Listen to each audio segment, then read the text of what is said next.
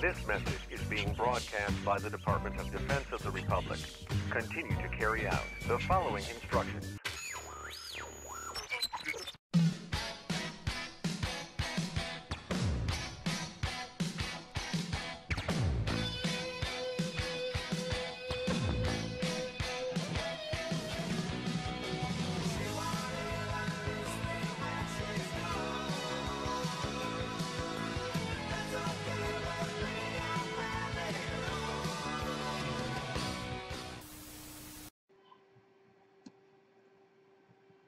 Oh, welcome guys. Welcome to the stream. Hopefully you can hear me, and hopefully I'm not too loud. Just working on some audio issues here, or just improving my audio. Hopefully, yeah, just let me know. But yeah, it is Friday, another stream day or stream night. You can call this JFM after hours or after dark. Yeah. But no, you would expect me to draw some prawns or something. No, I am drawing some normal stuff. But this illustration you see here will be finished, and it will be in the second Quickie book. the second Jeff and Taylor Quickie book, along with this and this. Hold on. Yeah. Funny illustrations, and let's see if I can finish all three of them tonight. All right. So yeah, hopefully you guys are having a wonderful Friday. So let me pick the music here. Hopefully it's not too loud, and just let me know.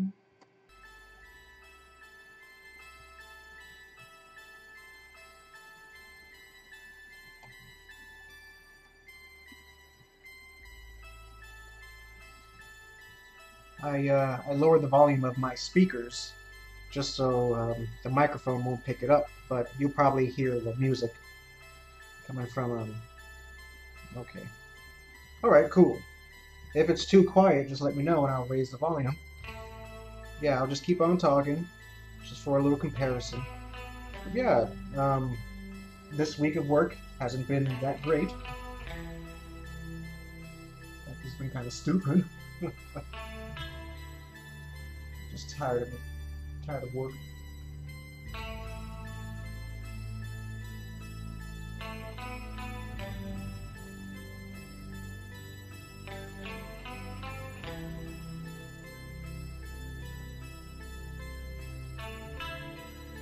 And we've been kind of slow, but now we're just working on freaking heavy equipment. And heavy equipment is not fun to work on. There's some tires that we had to paint. Well, not tires themselves, wheels. We painted the rims, but the tires were still on. They were out off of the vehicle, but you know those tires are pretty big. They're like 3 feet in diameter, and they're heavy. I almost, well, one almost probably could have injured me since it tipped over. It almost tipped over. You know. Those rims, those tires, they're very heavy. They're probably like over 100 pounds. So if it landed on my foot, it would have broken it, or at least, you know, really injured it. Boy, I hate that. I hate that. YouTube is down. You guys can still see this, right? I mean, I've heard things about YouTube being down, and it's like it was fine for me.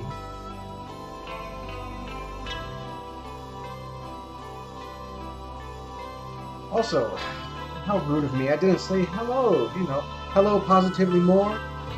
Sky, Jazz. TD Camper, Lotso, ARC. Yeah, welcome.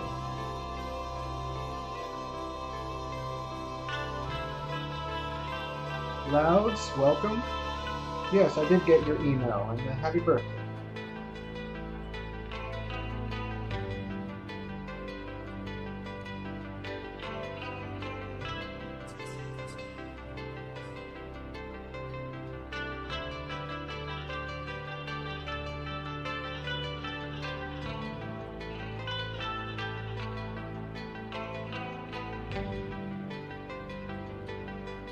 That's good.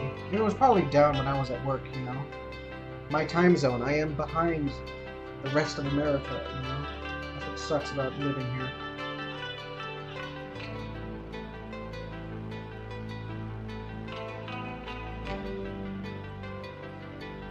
Especially on election night, you know. Everybody's getting results, but Alaska, we're dead last. When it's, I think polls close in Alaska when it's like 1 or 12 midnight in New York or something. No, probably 1 in the morning in New York. It's like the East Coast. Man. Oh, God.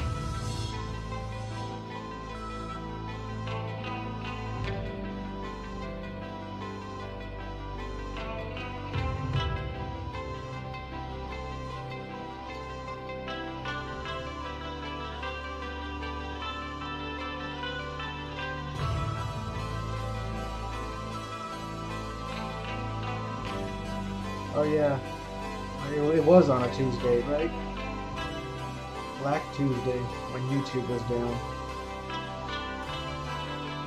I would have been fine with it, you know. I would just have something else to do. I would just draw or something. Yeah, election night is almost here. I bet y'all couldn't wait for all the political ads to stop.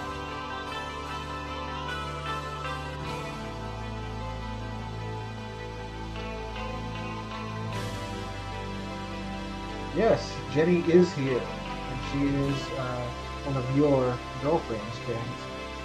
I admit that.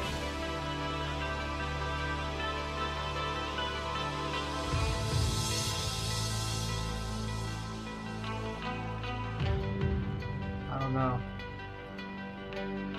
It was kind of a weird day today, you know, because I just watched a weird video this morning. And then I continued watching it during lunch, and I watched it again not too long ago. But it had to do with the animation industry and how weird or terrible that people are. Like, you know, pretty much ranting about how terrible or weird Rebecca Sugar and Alex Hirsch are. Pretty much the whole animation industry and Cartoon Network and politics and the weirdness that goes on in there. And I'm like thinking to myself, man, I'm kind of glad I'm not in that industry. I'm just an independent cartoonist, you know, working by myself.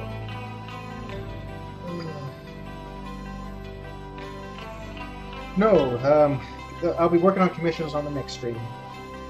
I'm just real focused on finishing this book, you know, I have to finish it by Sunday. I want to, you know, sell copies by the next convention.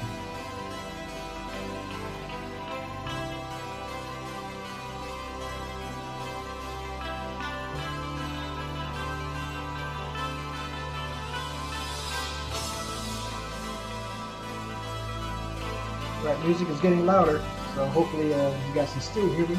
But this is a cool song, a cool background music. Heard it today.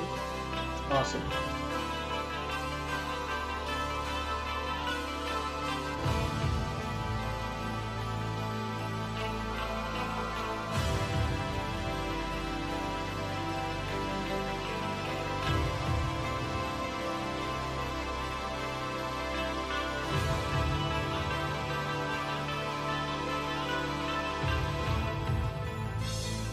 Nice.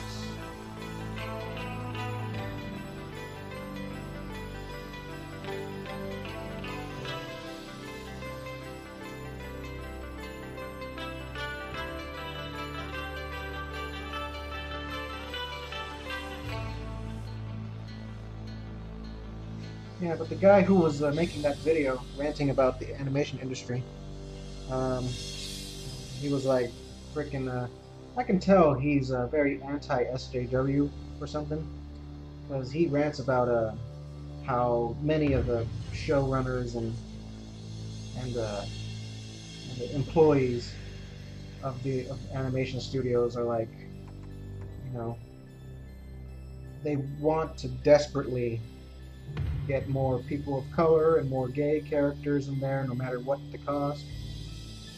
And I have no problem with it, but he's like real bothered by it.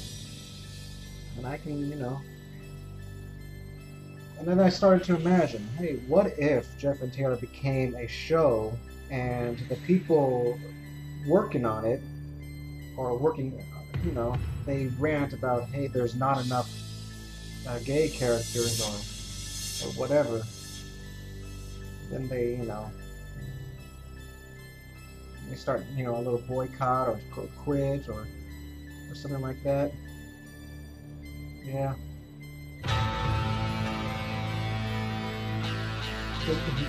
After I said that, the music got dramatic. But yeah, I don't know what I would do. Actually, yeah, I know what I would do. I would still keep it safe, you know. I believe in Jeff and Taylor. I believe in the characters and the story it tells. I believe it's something that many people, no matter what race they are, no matter what sexuality, no matter what political opinion, they can enjoy Jeff and Taylor as it is. That's my goal, you know. You may say, it's boring trying to appeal to everybody. And I know you can't appeal to everybody, but I know, it's possible to get your own opinions out there without being so overly dramatic, or without. You have to be subtle about it. You have to be, sophisticated. Don't be so condescending to the people you disagree with. Hey, John T Studios, welcome to the stream. Glad you can make it. Working on the store. Macrographics stuff.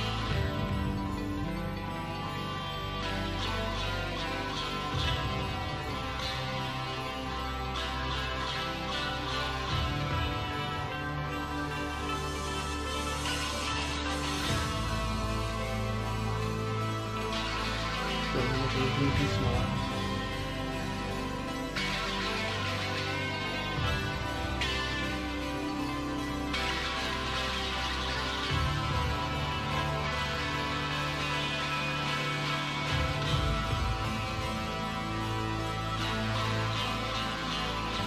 I started to think, if Jeff and Taylor was going to be a animated series, what would be the best route?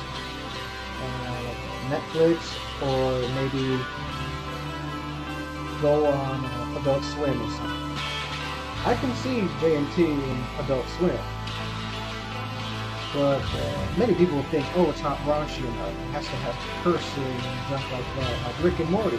No, it's not like that at all. I'd say but my logic being it has to be on Adult Swim is because you have girls who are, real busty, and I do not want executives or people working in standards and practices saying that no, you have to reduce your breast size, turn too sexual. And the other reason is I have characters, villains mostly, that smoke and drink alcohol, and I'll show it. And no network for children will make that happen. Ever. No, not in a million years. I'm glad that they're progressive in showing, having gay characters and all that, but no way in the world will a animation studio would have a cartoon character smoke. So that's why it's better to be in Adult Swim or Netflix. Gotta be independent. Jack Wellington, welcome to the stream. Let's turn on some music here. Now that was done, hope you liked it.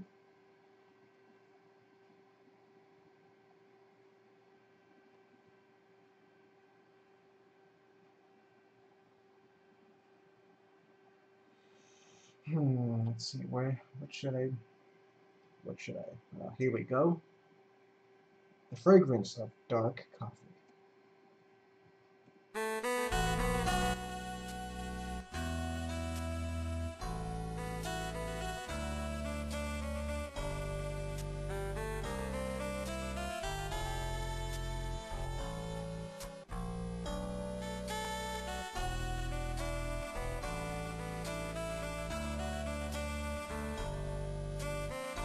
Yeah, exactly. Netflix is becoming this streaming site where there's some good quality shows along with some garbage ass shows. Like, I haven't seen it, but like Stranger Things, that is a good quality show. That's one of the best. I've heard it's one of the best shows on Netflix. But then there's these weird animated movies that you've never heard of, like Saving Santa on Netflix. Like, whatever. Whoa! Sorry, I missed some comments here. JFM, I watched your vid Sarah Saga again today, and you in the story reminds me of the song Mr. Brightside from the Killers. Yes, I know that song. That song is from high school, when I was in high school. Pretty awesome.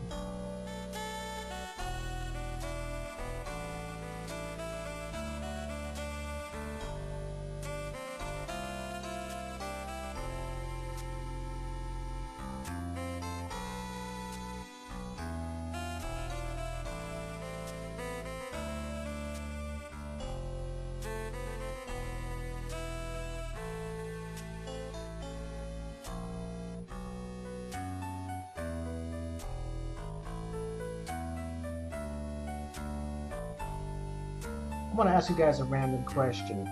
If J&T were to be animated, uh, what would be the worst thing they would remove or censor? Like, if they were to censor that thing, you'll be like, oh my god, hell no, why would they do that?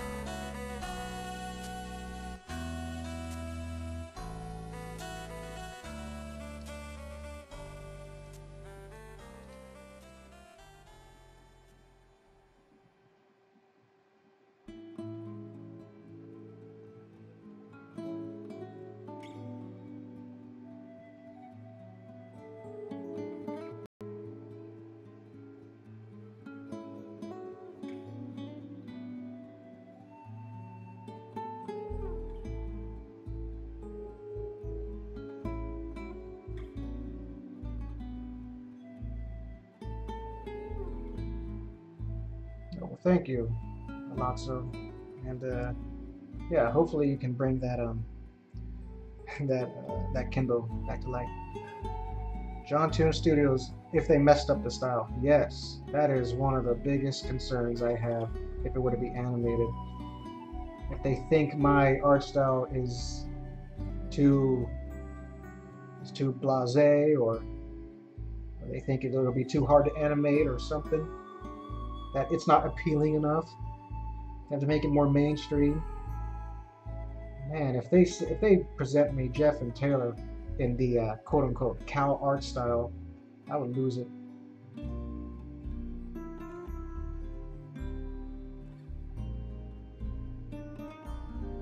But, you know, I may not look it. I may not look it, but I'm a fighter. You know, I can be a fighter when it comes to my cartoons. Like, I'm not a pushover. I'm just like, I am never ever gonna let some animation studio ruin my dream, you know. Okay. JFM, when you were a kid, did you wear Vans or Converse? None of the above. I mostly wore like Skechers, I think. Never paid too much attention to the shoes I wore. If they shrink, the West End grows boobies. Yep. Of course, but you know, that's changing the art style would be much worse in my opinion.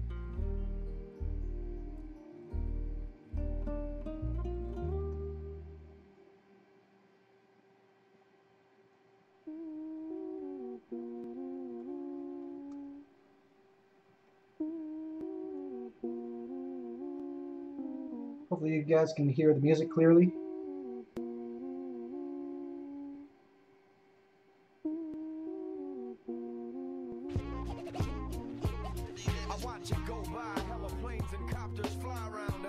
It's that cool New York rap. Toast with some slang that will grab you. Talking about the space between buses, the middle of fifth, riding the line, down the type of hustle. I used to Motorola flex muscle, sack full of chronic green on the payphone cussing. Am I ready for 2019? No, not yet. Still have a lot of stuff to do this year. Latch on to that New York shit and buckle your straps on, Yankee caps on. We like the Mets too, but watch out for them Jersey rocking cats. They might arrest you. We get the stress too. That's just the daily. Fucking with them suckers is treating you unfairly, really. David Dinkins never rock fishnets. What up with Rowdy Red-Nosed reindeers with wristlets? This guy's handcuffs. Bob said get up, stand up. And if you from New York, then throw your hands up. Come on. You can't dunk a city that don't sleep. Big bad wolf style, leaving little Bo Peeps whole heap. Hold seats for the last car tenants. You can count sheep after we reach the city limits. Like real rolls through the streets.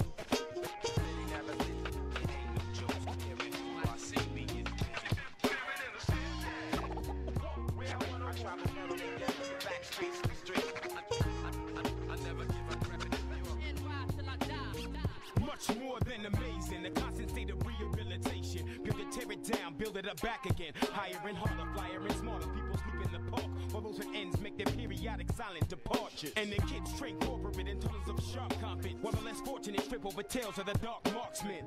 It ain't their fault, they only know what they're shown. Hey, Akigami-sama, welcome to the stream. And you made it, yay! Yeah, you did tell me that you were going to be gone for a while. Anyway, how was the escort mission to Missoula?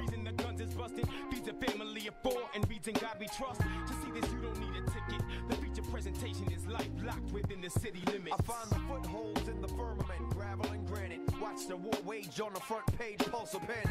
I talk to the tower to test your tympanic. Outweigh the naysayers in this melee of manics. Muster up my madness and attack it. Street teams ain't a place for players who can't hack it. I was young when I stole the code. I had to crack it with no regard for what the limits were. So now I sound from the center as I pound the perimeter.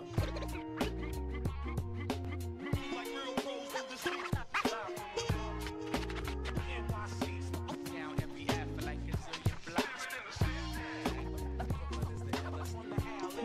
Right?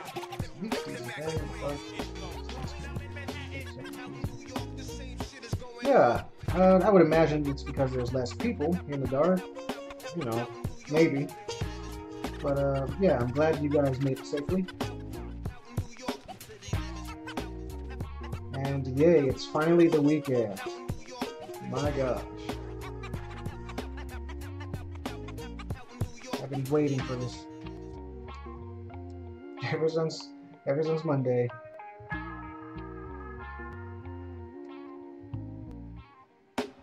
Yeah, right now I'm just finishing up my 3 other illustrations for my Quickie book, which I should finish on Sunday.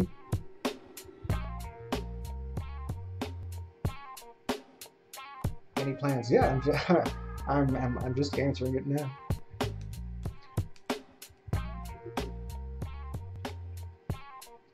Yeah, plus it's open season tomorrow, so the town is a bit deserted. Everyone is going out to set up for hunting. Alright.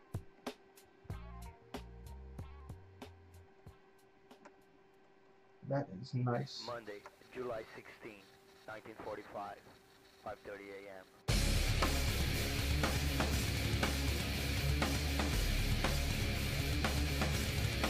Hopefully this music isn't too loud for you guys. This is Soulfly.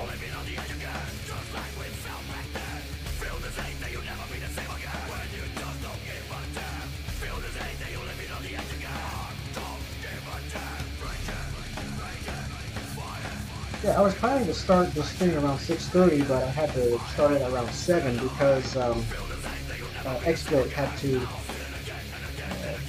freaking update. You know, that happened. Hey, Altar, welcome to the stream. Glad you can make it.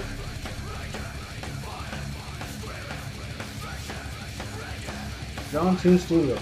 Right now I'm drawing myself a 200 art style. That is cool. Have you drawn yourself in my style? The Tuname style?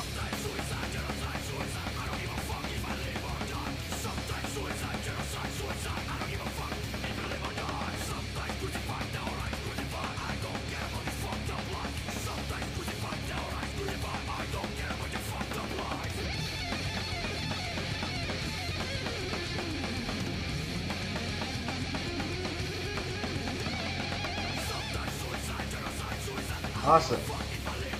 I can't remember if I saw it before, but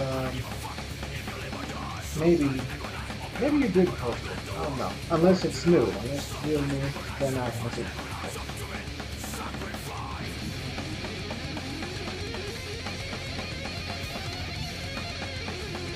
Well, now that Akigama and Altark is here, we were discussing about Jeff and Taylor if it was an animated series.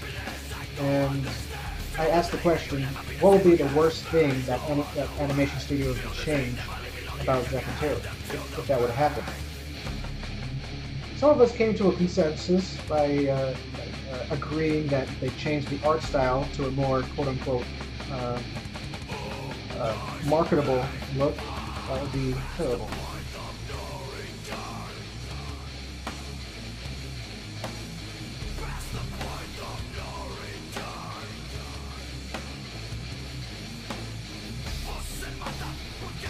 JFM, should I study cocaine and have a copy of Guido's Moonbits between your enemy about a psychopath?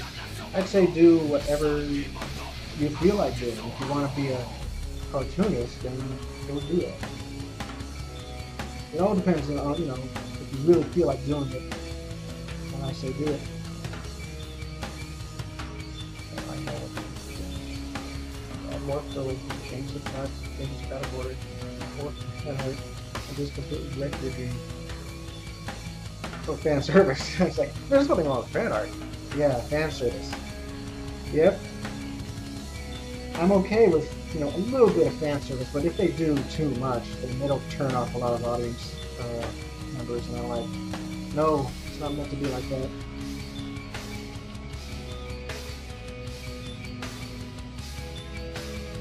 I'd say some of the language and the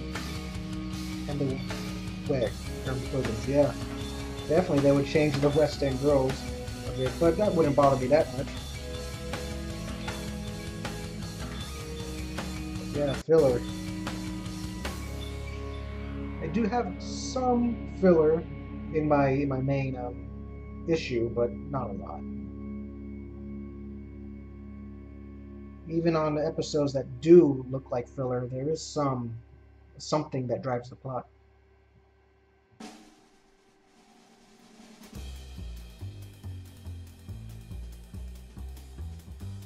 Okay, let's save this.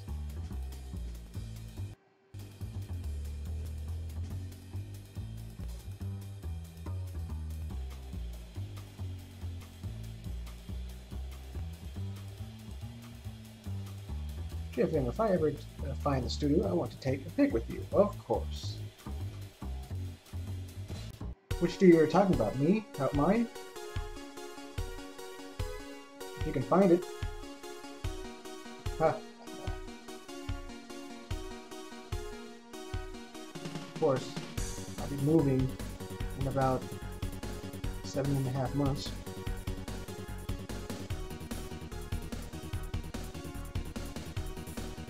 Yeah, but the filler you had is a little. What they'd have for filler would count as an entire arc for filler. Yep, kind of like Fairy Tail. There was a whole entire arc, or there were 3 arcs where there's nothing but filler. I remember, I think it was like 10 episodes in a row where it's just random, you know, adventures that have nothing to do with each other. That's some weird ass filler right there. But then after that, they continued with the main plot. That's because they were waiting on Hiro Mashima to actually finish some of the you know, mangas, chapters. Hey, Tyrone Black, welcome to the stream. Glad you're here. Yeah, I am working hard. What's my plan after moving? Well, I'm still thinking about it, but you know, deep down, I really want to try to work for myself, just for a little bit. I want to try it for at least 3 months. And yeah, as soon as I get settled into my place, I'll work hard.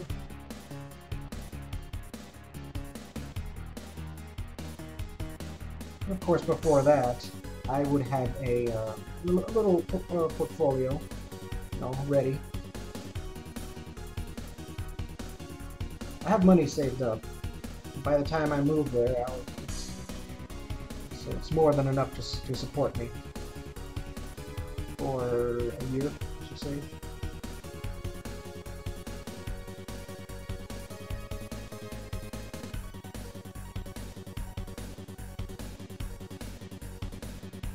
Yeah, I can't wait for the move, you know.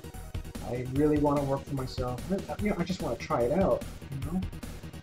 Just the other day, last Wednesday, I was given the day off, and I took advantage of that. You know, I just worked on more quickies and more illustrations, finishing them up, and you know, in the morning, and I never felt so great.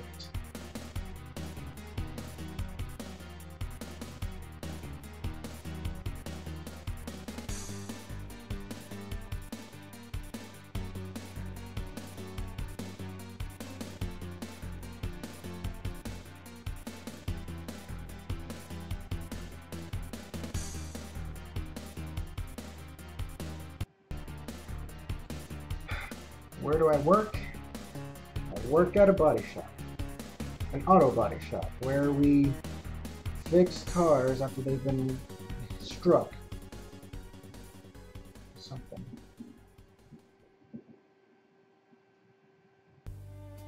What's going on outside?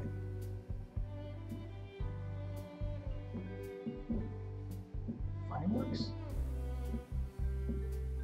I don't know if you guys can hear that outside, but it sounds like fireworks. I hope it's fireworks and not gunshots.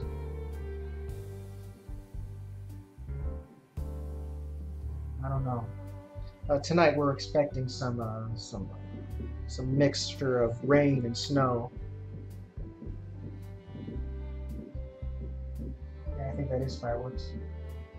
God damn.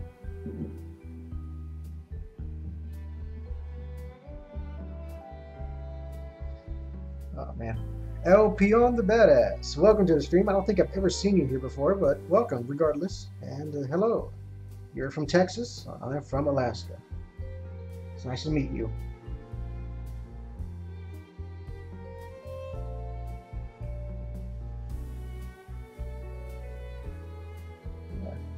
Can't hear anything going on outside. Well, yeah, it's muffled a bit, but you know, it's out there. Something's going on.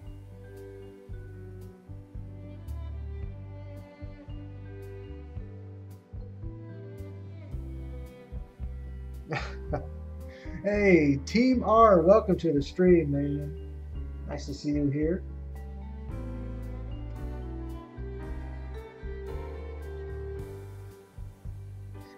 Yeah, I think you're right, Altarf. That had to be fireworks or something. But why?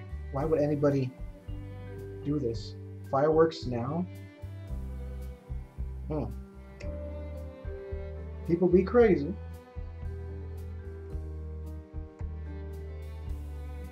There's like David here, who put on a child-size life jacket.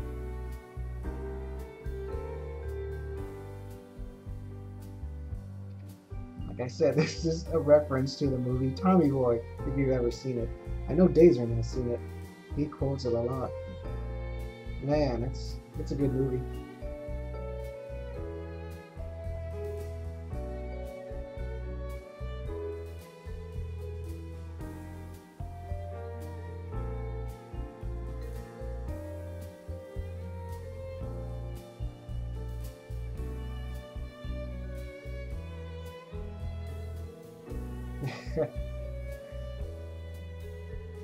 Yep. David is my source of slapstick. If you're a fan, if you're an avid fan of J&T, you know, you picked up on that. Yep.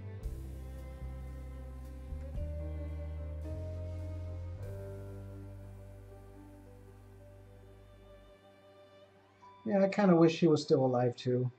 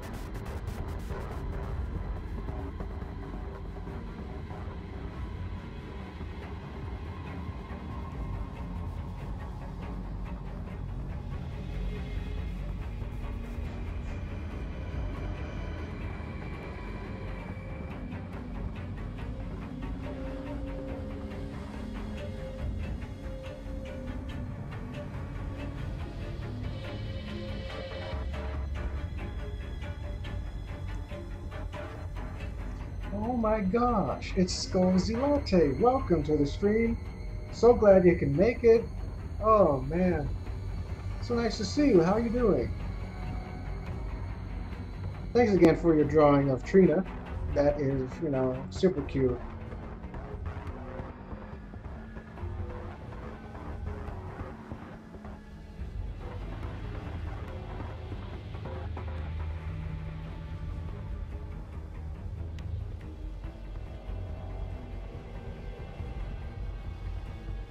Just got off work. Nice.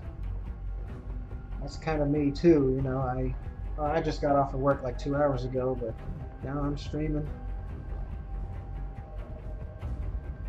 Thank you. I just got done doing line work for this. Chip and Taylor as pilots, and they're showing their female counterparts the ins and outs of the cockpit. So yeah. And I have David here suffocating while he accidentally inflated a child's size life jacket.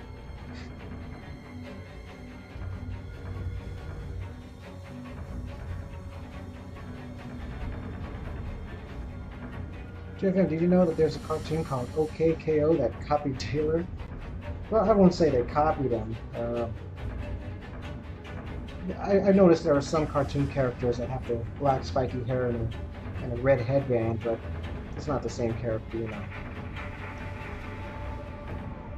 That's why Taylor has his name on his headband, you know, so people can tell it's him. He's the originator.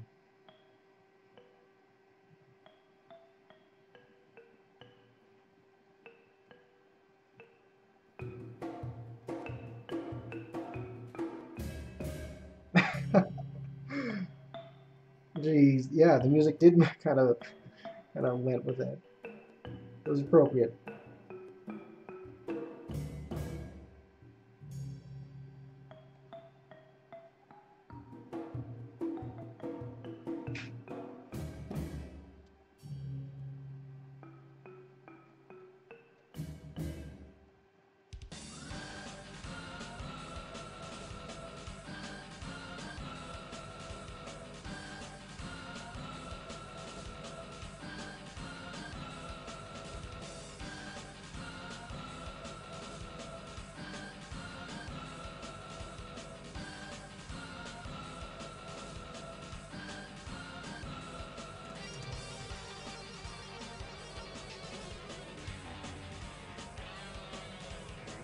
It's always a struggle to try and keep your characters looking unique when they all be drawn over and over again in different regions and cultures before.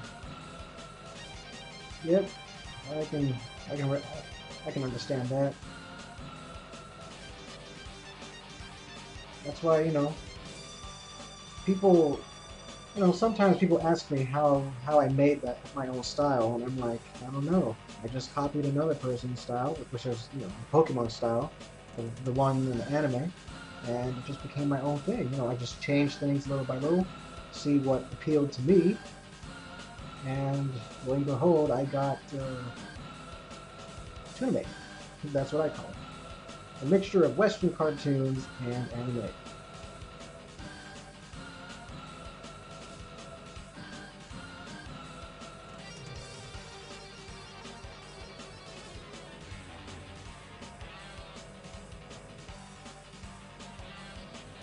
Yep, this is Cindy here. She's another flight attendant, and she's about to help David because, you know, she and David go well together, I guess.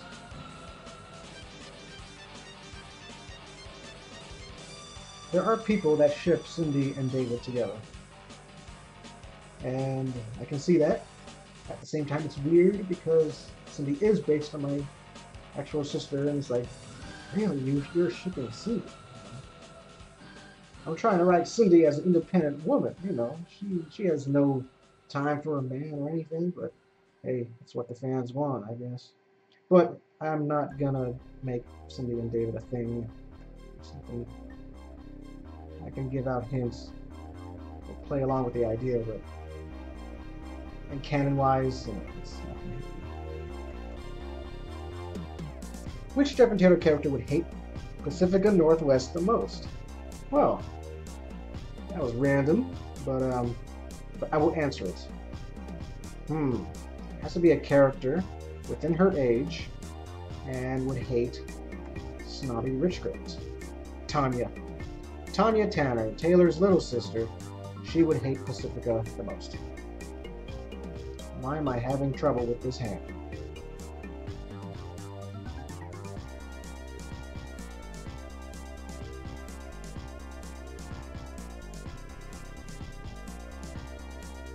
So yeah, for all the people that just came in, I hope you had a wonderful work week, which I kind of doubt. But it is the weekend now.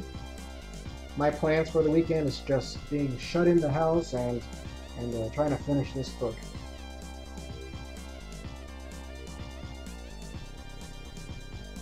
And perfect timing too, because we're expecting some snow tomorrow.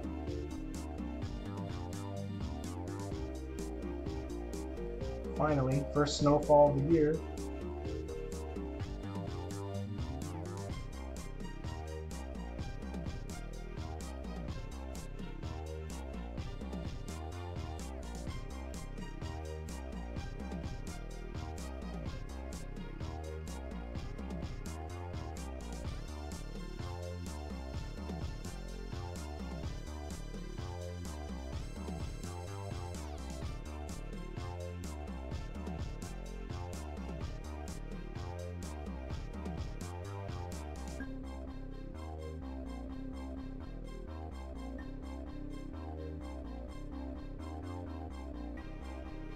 Yeah, I told some of the viewers like half an hour ago. Here we got snow where I live, but it was light dusting, still sticking to the mountains. Now on ground level, it's cleared up. Nice. Usually it's like that up here, like in the beginning of October or something, but I don't know. This year's winter is probably going to be a bit late in terms of sticking it for good. But hey, your Kindle turned on. It's alive. But I was telling the viewers just earlier that I was at work today and we had to paint rims on tires. So we had to cover the tires themselves and paint. And the head painter had to paint the rim. It didn't take too long. It wasn't that bad, but then carrying those tires is heavy. Those tires, they're like 3 feet in diameter. They're not for a regular car. They're probably for a heavy equipment truck. And one almost tipped on me. If it tipped on me, then it would have most likely broke my foot or at least injured it. So I had to be careful. Luckily, someone was there to help.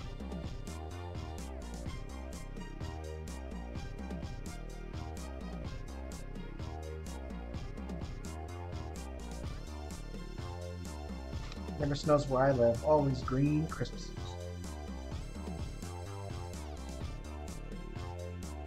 Hope you didn't strain your back carrying those tires. I almost did. Yeah, I foolishly almost did. Trying to lift those tires. I always try to lift from the knees, but for some reason, because of the angle and everything, I almost threw out my back or something. But dang, those tires, man, I'm glad they're gone. Wind blowing east nor'east, we had to give a sheet. You ought to see What song is this? Oh no, I'm not gonna listen to this. On a passage. There we go. Sorry about that. Yeah, that's why I don't like working on heavy equipment, man. I don't. Especially with that bus. I told you about that bus, Akigama. So I don't want that. I don't want to work on that bus.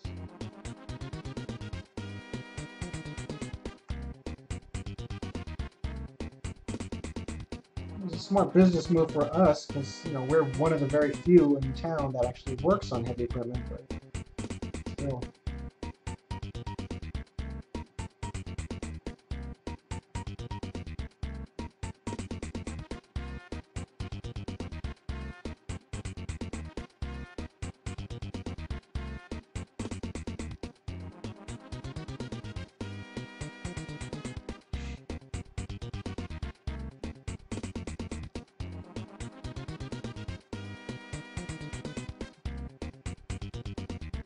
Yeah.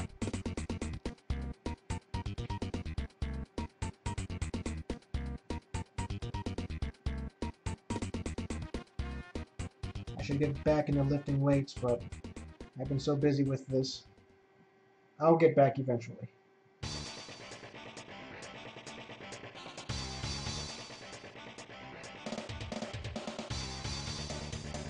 document. Yeah. Now it's time for this strange drawing. Oh boy, it's Holly taking a sneaky selfie, well, a not so sneaky selfie of Jacob Johansson, who is the main antagonist of Jeff and Taylor. But everybody knows him as the sexy substitute teacher of Somerville. But he is not impressed. Not at all.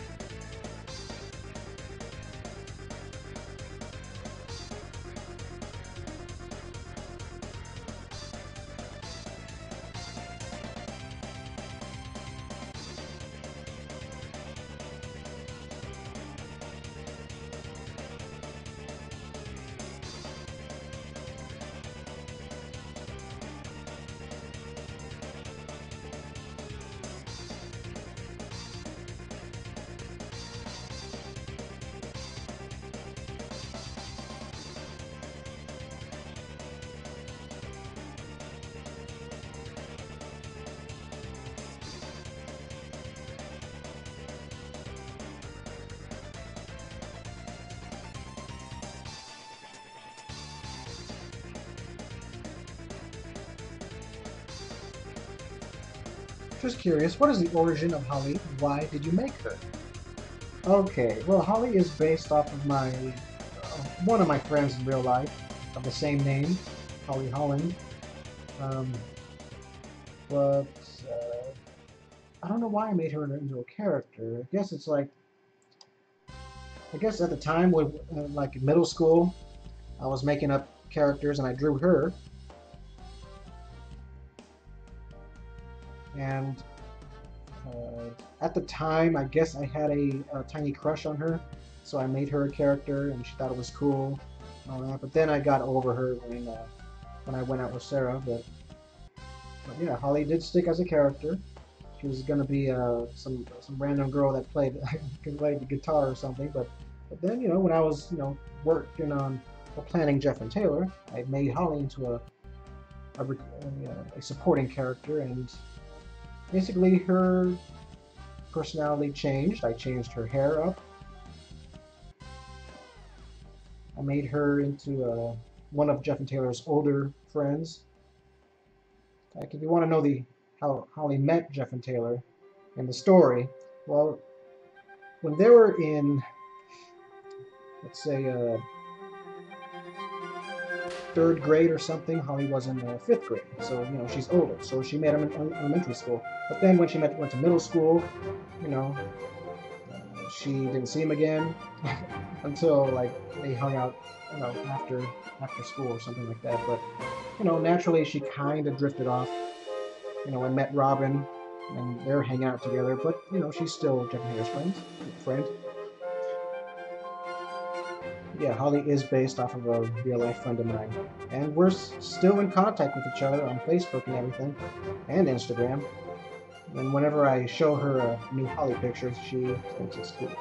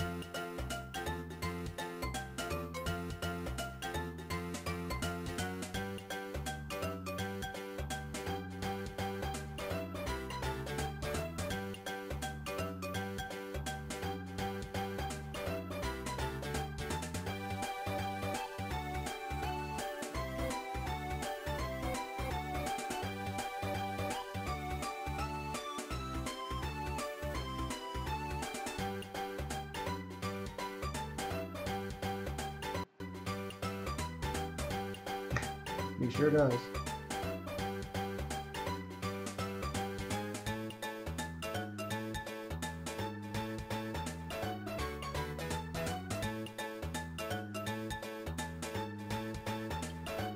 You know, Jacob is a very complex villain, you know. When I write for him, I really want my readers to love him and hate him at the same time.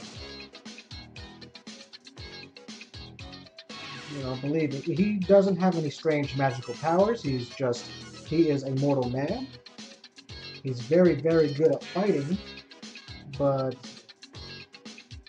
still, he is, you know, mortal. He's not magic or anything like any other J&T villain. But you know, he shows his violent side to the people that really deserve it,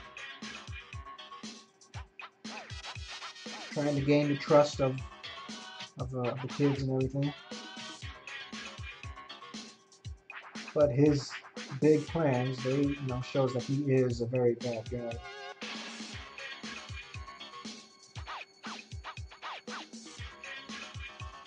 I've already gotten some compliments, saying that, oh, Jacob is such a good villain, Yeah. And he's only been in like one episode and a few quickies, so yeah. Can't wait.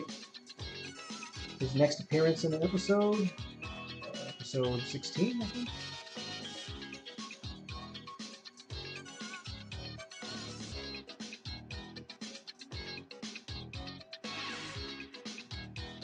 Okay, the character I'm into right now, he's gonna be confusing. He is the strange mountain man with the woman's body that we found in one of my quickies, David's Dream. Yeah, stay. I'll open it up just so I can get his colors. It's pretty funny too.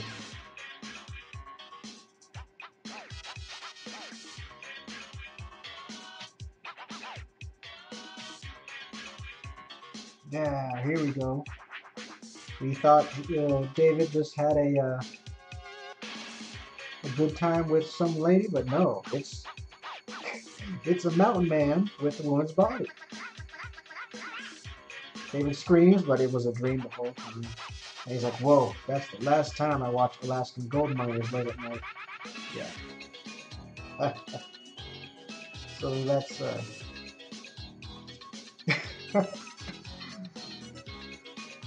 I had to think of something. If I'm real desperate for ideas or something, then I just let my imagination run wild, And those sometimes make for the best quickie. Okay, in the very back here we see a man bun guy, which we saw in our latest quickie, when David was like handed the man purse.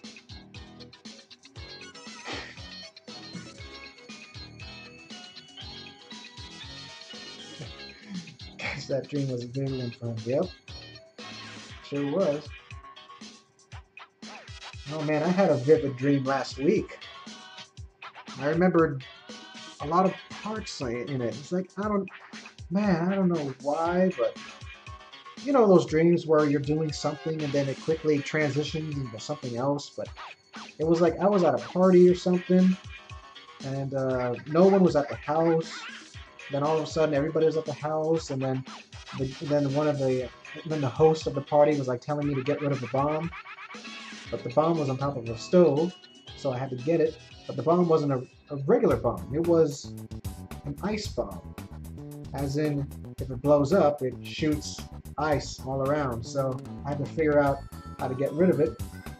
So I threw it off of a cliff, and it exploded. As I ran away, I could feel ice cubes hitting my neck as I was running away, and I could hear cars crashing and people screaming. So I guess I killed people with with the bomb. Oh my gosh. And later, I saw a group of people walking by, and then I got inside a building, got inside a door, and it was a small room filled with empty trash can bins, and then I woke up. I have no idea what made that dream. Wonder what your mind was thinking about. I have no idea.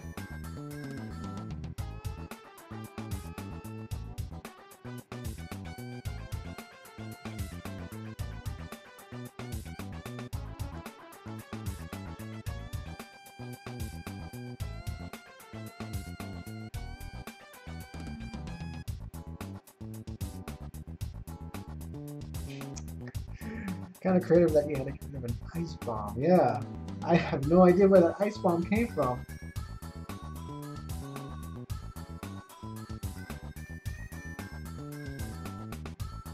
Yeah, I had my own Adam West Batman moment when I was like trying to get rid of a bomb.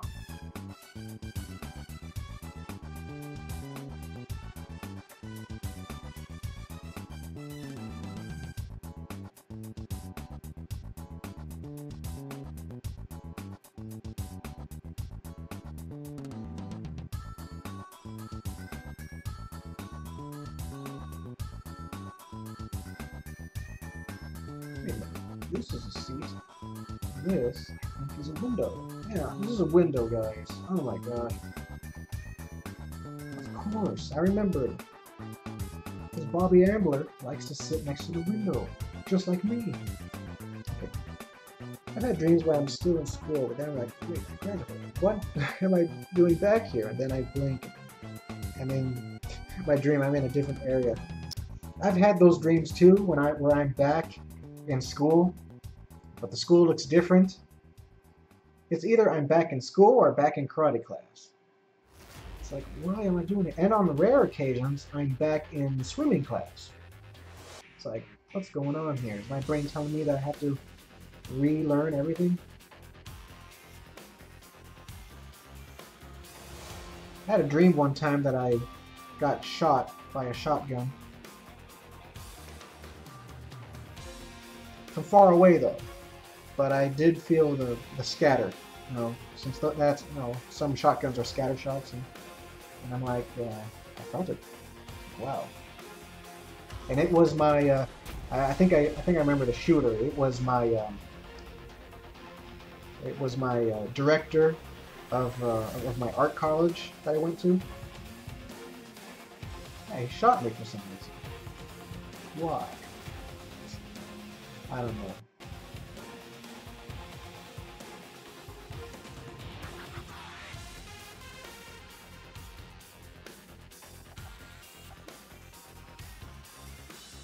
I did mention him a little bit in my my art college video. It's like, you know, when I was called in and into his office, you know, concerning what I've been drawing or something. So, you know, some people tattle on me. It's like he shot me. He's like, you shouldn't be drawing hentai in art class. And he shot me. It's not really hentai, it's just pinups, you know? Okay. Oh man, vivid dreams to where you can feel pain in them, though. So, yeah. Yeah, I know. I think I had another dream like that where I got shot by some terrorist in the mall. Oh my lord. I hope that doesn't happen.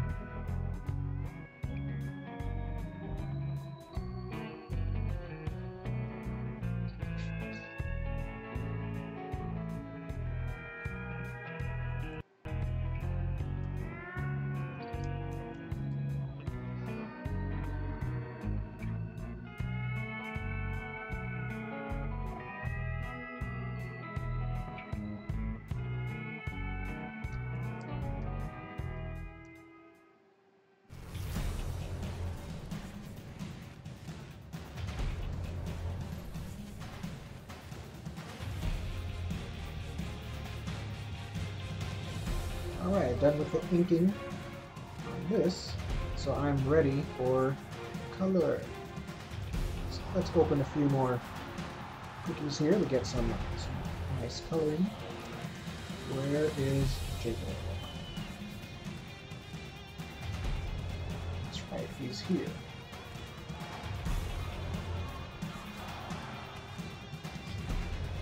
Okay. Let's color these weirdos first.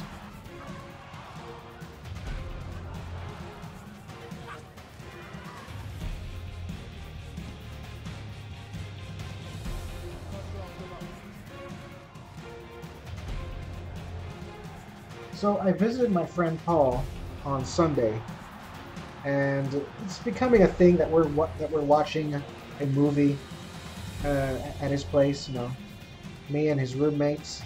So this week, it was freaking the new horror movie, Hereditary. And man, that's weird, man. It's more weird than scary, but I was like a little confused and sad at the same time. Well, this is why I don't watch horror movies. Oh, hold on. The worst pain dream I had was where this giant spider bit me. Its fangs were massive, and I felt them go into my skin. Thank God it was only a dream. Stupid spiders. Yeah, you did say that you had a fear of spiders. I don't think I've ever been like I'm deathly afraid of bees and wasps, you know, but I don't think I've ever been stung by them in this dream. But I bet pretty soon they're gonna get me. Oh yeah, now that it's winter, I can say that I have survived another year without getting stung. Celebration music. Wow. Gonna happen? Who knows? But not on my watch, though. I'm gonna let my bee attack me, terrorize me. It's 8:06 over here. It's nighttime, and I say weird things at night.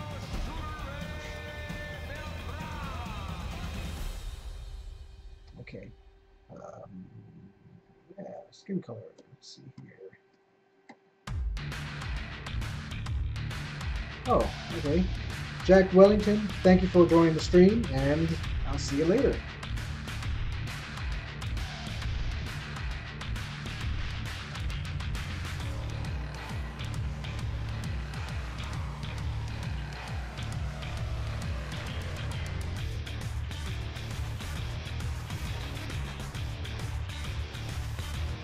Funny that I remembered my bad dreams, but I don't remember my good ones.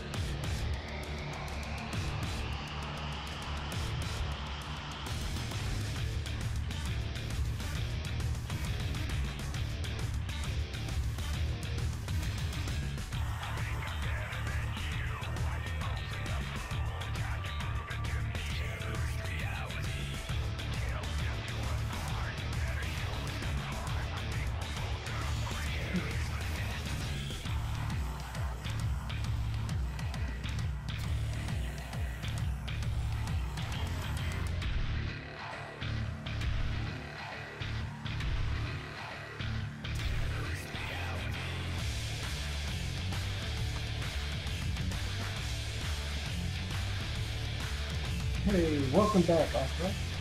Yes, I'm doing the color. Oh boy.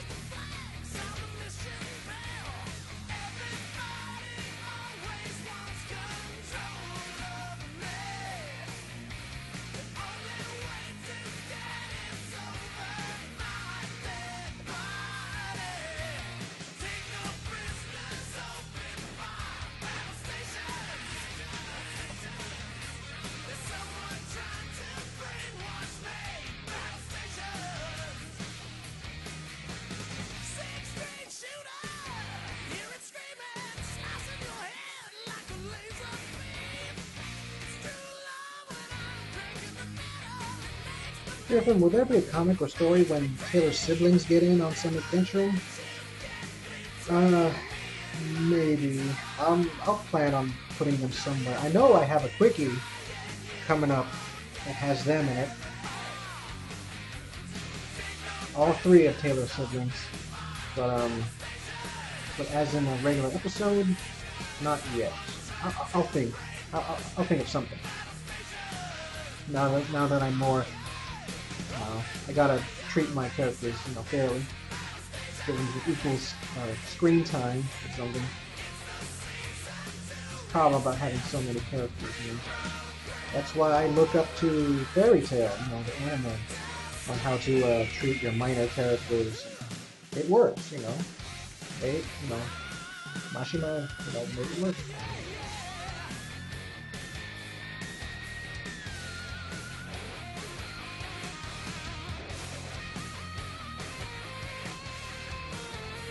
Yeah, I can't wait either. If you're wondering about the Quickies, I plan to finish all of them this weekend. So I'll have a huge backlog, all the way up to 200, and they'll be in schedule. In fact, Quickie number 200 is scheduled for December 8th. Then it's another hiatus.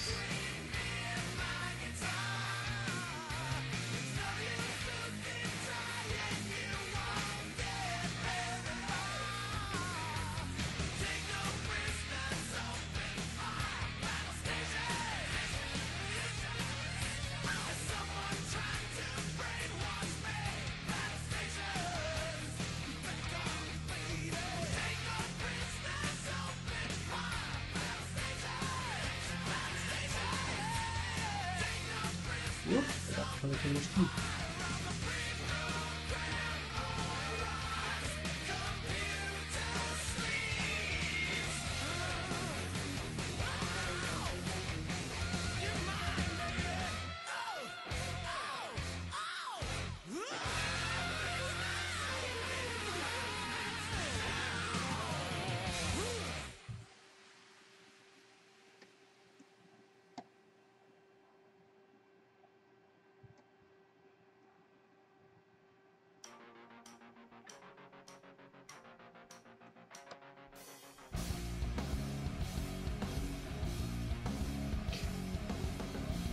I know, right? So many quickies.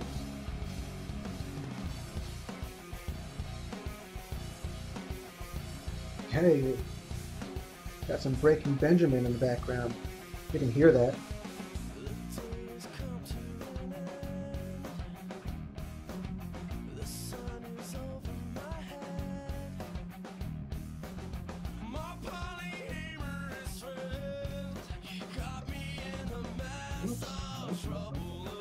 Well, thank you. It is a milestone.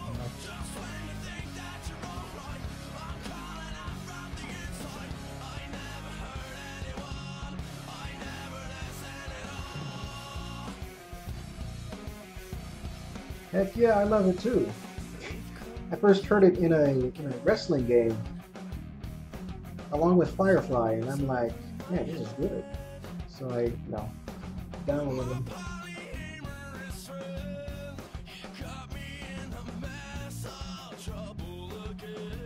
My favorite song by them might be Breath. I know my favorite song of theirs has to be Firefly. It's awesome. Along with Diary of Jane, those songs are great.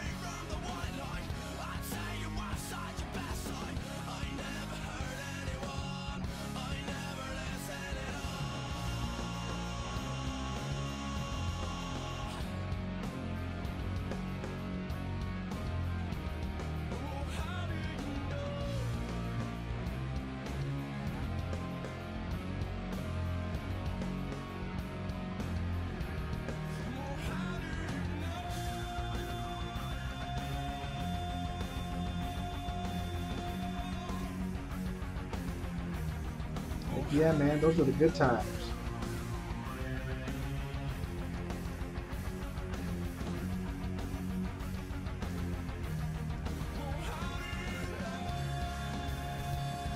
I remember the first time I was introduced to Breaking Band, hanging out at a friend's house, trying to listen to a song of the Nice.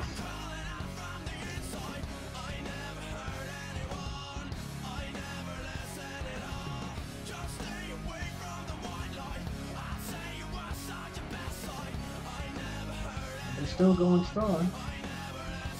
It's pretty nice, you know.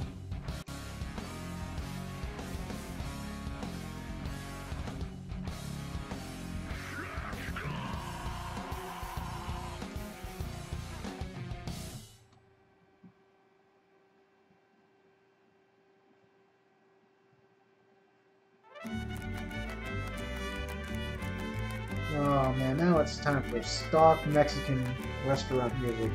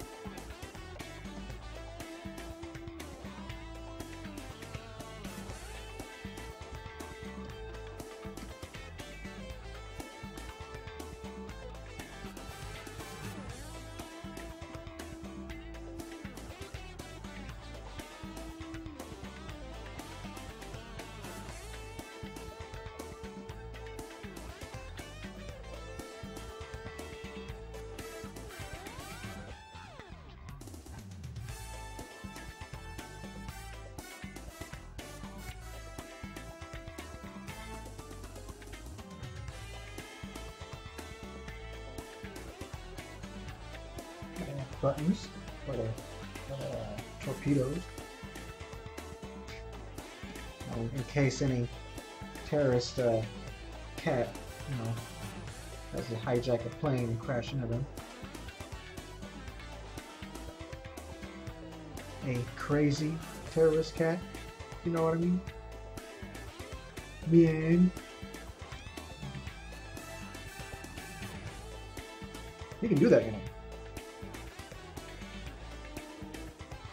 JFM, do you still have the oldest drawing you've ever made?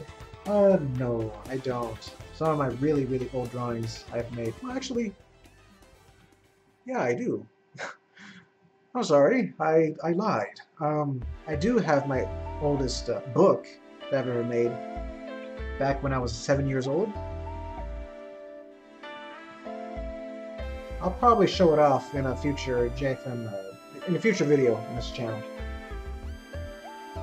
Man, I drew the Rugrats as stick figures, and they were like terrible stick figures. I used to think that I was hard, the kind of kid you don't want to mess with. I fight you and your bodyguard. I was illiterate, but talking gibberish, but never considerate of the way I treated friends. I would fight 10 kids and I would fly all heads. I would even fight dragons till they be dead. I would fight presidents and the mayor, you bet. Sure, although it's not in digital. But yeah. Of course, I will show it in a future video. You can count on it. Right. But just for funsies, let's open up one of my oldest pictures that I have on file. I think this was back when I was in 8th grade. In fact, yeah, since I was talking about Holly, I'll show you the very first drawing of her.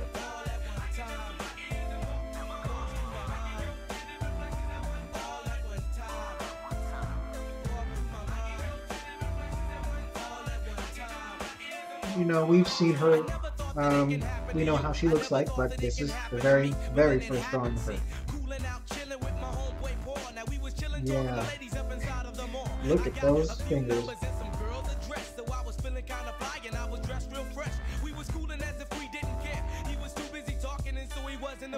That's when he caught a slug to his chest, a hole in his vest. First of all, he made a mess all over the carpet. Started to tumble all over. Yeah, this is her face. That's how I drew my ears and everything. Anyways, this girl pulled the trigger on us. She was trying to kill the man who's next to the man. Who's next to the man? What? And that's all he got to give. He's ready to die, but I'm hoping he lives. It never crossed his mind. Heck yeah, those eyes, man.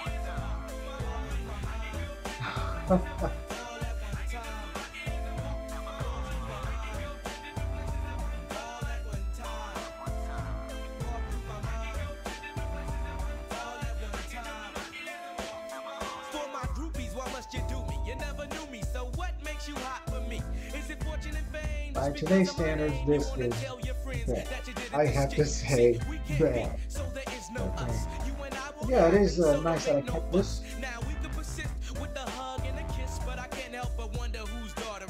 Oh, I'm glad you respect me. Now let me respect you. If I was a dog, then I might want you. But if you want it that bad, then maybe don't get mad because you're welcome to share with the rest of my crew. Now that's on you. And I hope to improve even more. Why don't you hit it? Do that. Yeah. But you better think again. Next groupie could be your girlfriend. Just in case it never crossed your mind.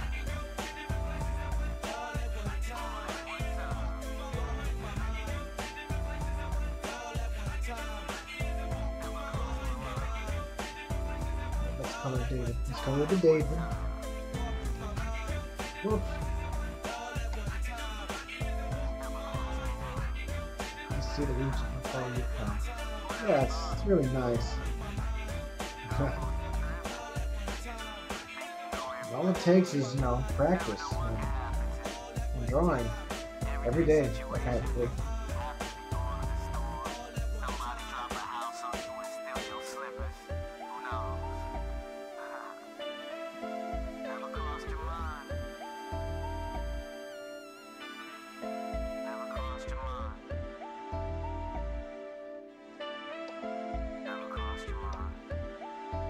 So, got a question for you guys. Have you seen the Quickie that I uploaded where it revealed Lemon's real name?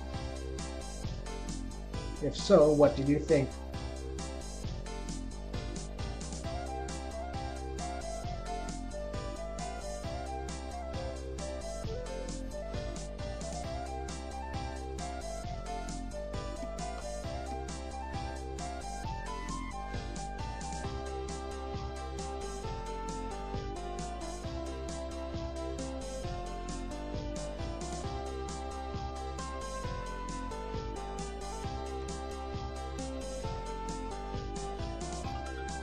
Oh, it's up on the website if you want to look at it quickly.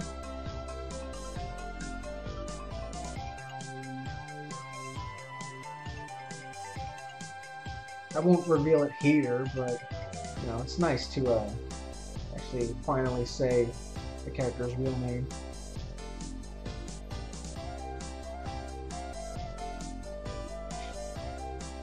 Of course, she prefers to be called Lemon.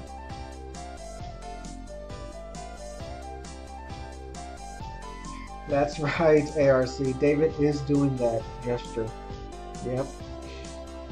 Pachamin. I love that.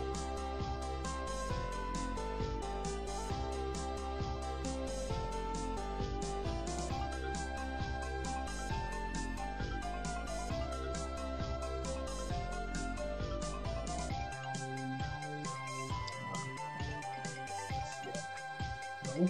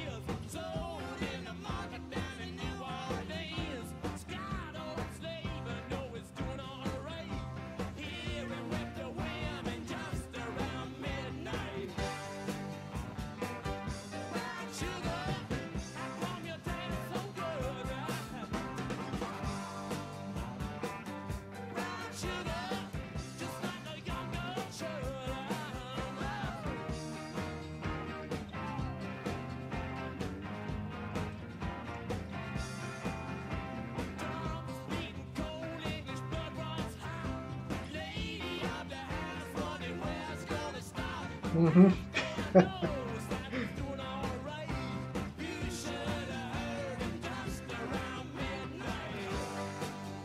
It's so fun to write for Lemon because she's so happy all the time. And Blue is such a contrast, you know. But we will know Blue's real name soon.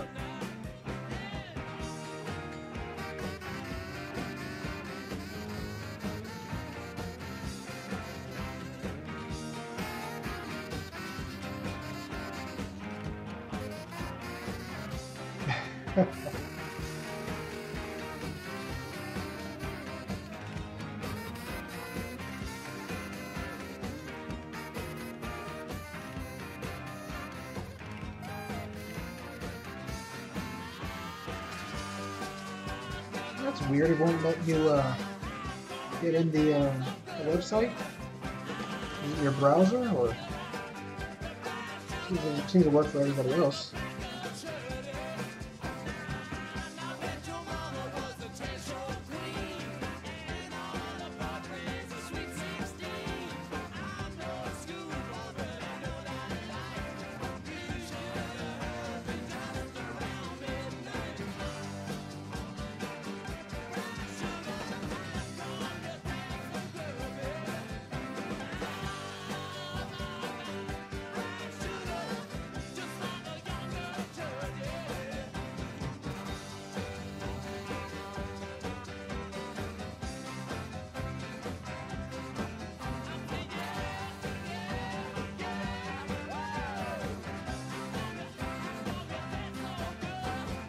That's weird.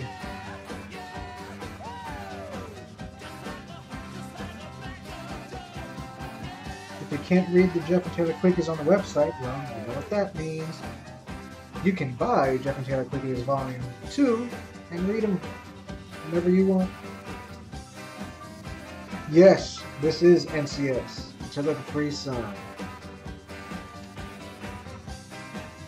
You know, in the bathroom. That's his inside joke there. Yeah, he's one of my favorite Let's Players. Nowadays, I don't watch him that much. It all depends what he's playing, but, you know, still a good guy. Alright, in the background you can hear my theme song, the karaoke version.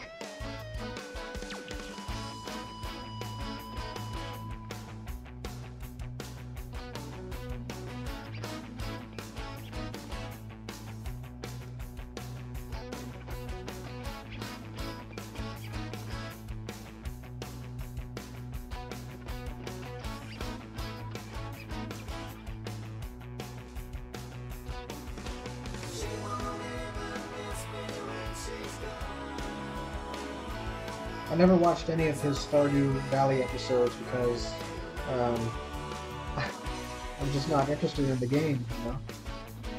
I might one day, but still. I did see his latest Ocarina of Time randomizer, and that was great. That was a great series.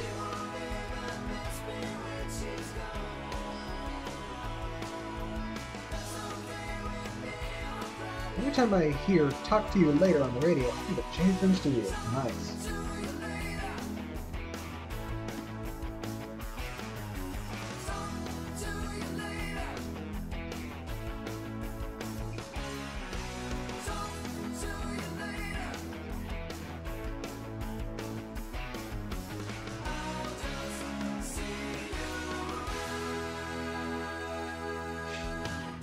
This guy here. Yeah, this guy. Let's see if I can write something up his name. I don't care if I color in his hair. His hair is like this gold and bronze, weird looking color. I think it's this.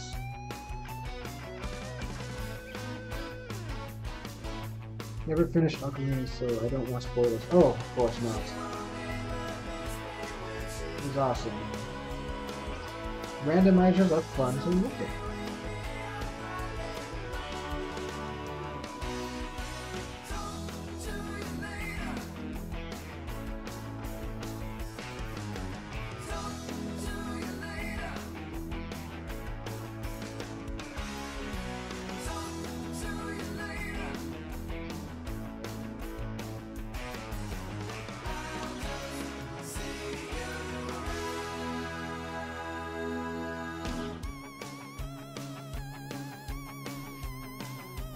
You should check out the Super Best Friends. You may like them for the Resident Evil and wrestling LPs.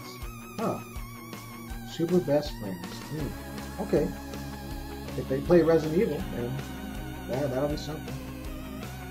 It'll also be something if I see NCS play Resident Evil.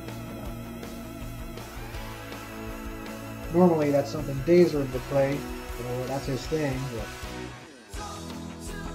now NCS just plays the Nintendo games mostly.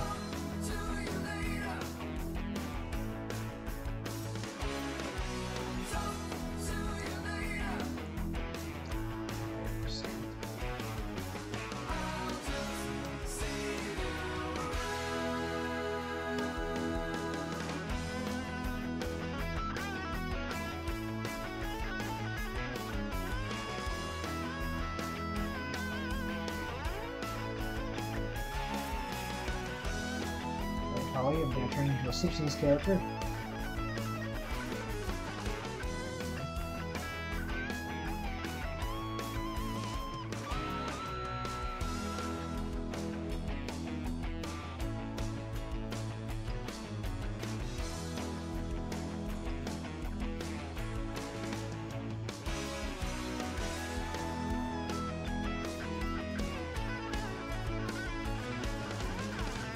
Yeah, exactly. I remember when I first saw the commercials for Resident Evil 4 and I thought it was so cool, but then I was disappointed that it was for GameCube and we didn't have a GameCube at the time. We only had PS2. When it comes to that generation, just PS2. But then I got excited when it came out for PS2. And then I got it for that Christmas. And it was the best Christmas ever. That has to be one of the best games I've ever gotten. Resident Evil 4.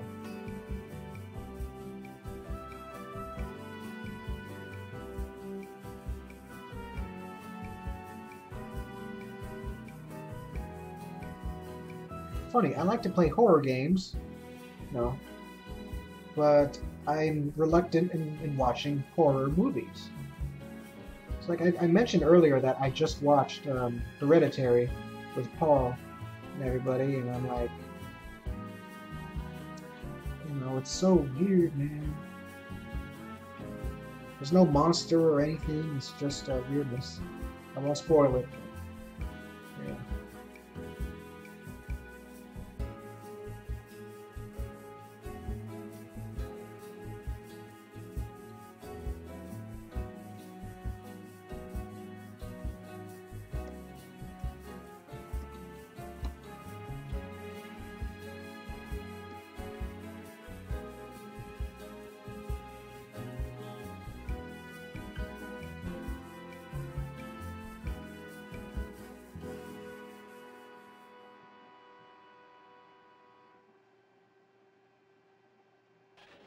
Call of Duty.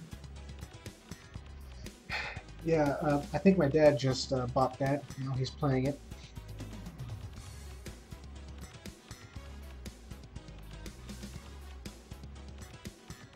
Me, I don't know what I'm gonna get. I mean, as soon as I'm done with the Quickie stuff and catching up on some commissions, I guess I'll play some games. Haven't played a video game in weeks. I don't think I've played on my PS4 for like a month. My nephew has been hogging it. But I'm thinking about buying Soul Calibur 6, because I do like the Soul Calibur games.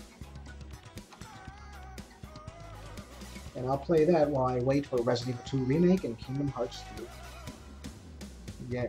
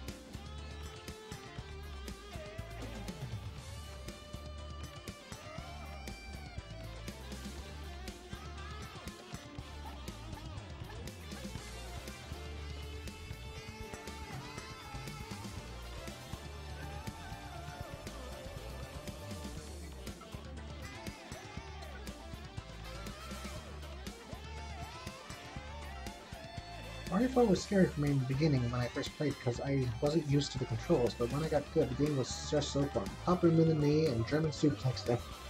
Yeah, that's how I like to play too.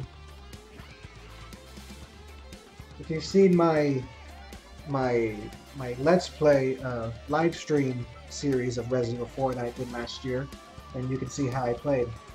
I usually like to play in professional mode, and I did a test of the stream when I was playing the Mercenaries mini game, and I was playing as Ada. Man, I was dodging those hits like a pro. Then as soon as the main playthrough came along, I messed that up. I think I died 16 times, 15 or 16 times in the professional mode in that playthrough. I'm like, oh, I'm embarrassed. I was hoping to die at least, at the very most, 5 times, but oh well.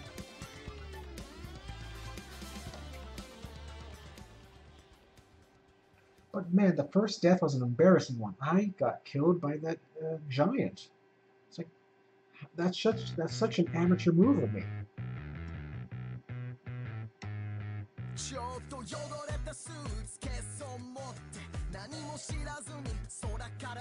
Hey, it's that Japanese song that rips off of Bruno Mars.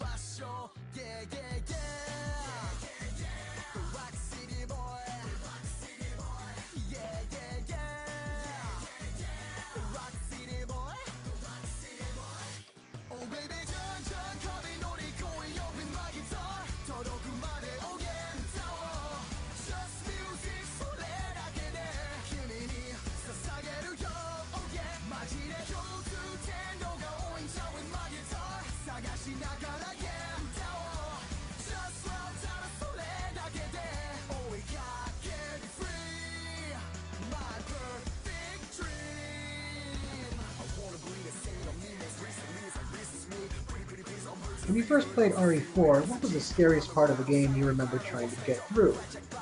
The regenerator scared me. Yeah, those regenerators are very creepy. But I was real scared of this chainsaw guy, since it was, to me, it was new to watch your character just get decapitated by a chainsaw.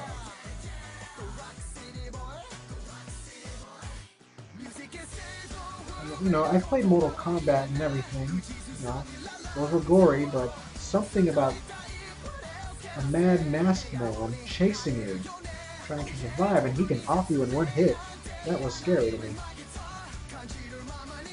Now I just beat him like it's nothing, but back then, I tried to avoid that enemy.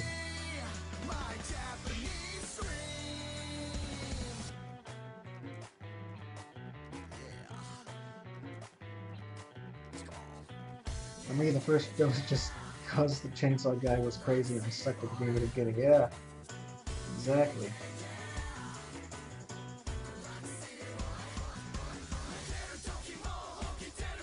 But they did a great job on those regenerators, though.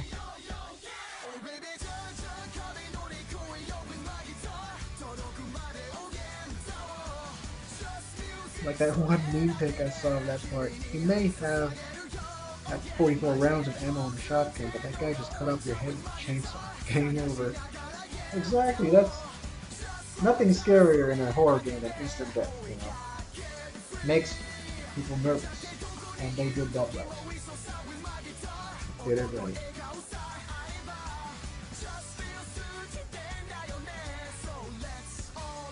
I know, that bag in the trash can or in the dumpster, that was confusing. Like I've heard if you open it or you kill whatever's inside, then the regenerator nearby will chase you. I don't know if that triggers the regenerator, but that was one of those mysterious things that just made it was just the cherry on top with the game's creepiness. Those things that are just left unexplained.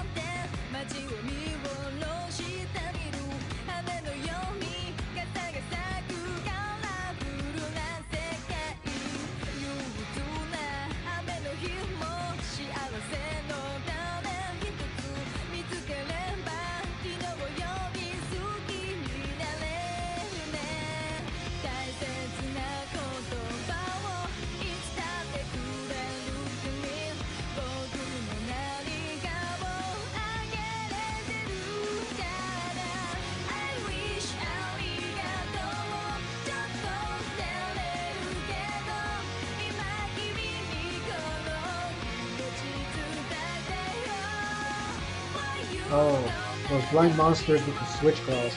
Yeah, those were scary too. Gatadors. But that's not what they were called. Gatador. But, yeah, he was tough when I first fought him. All it takes is some good dodging when you want to kill him. Oh man, but the worst room, the worst area for me in Resident Evil 4 was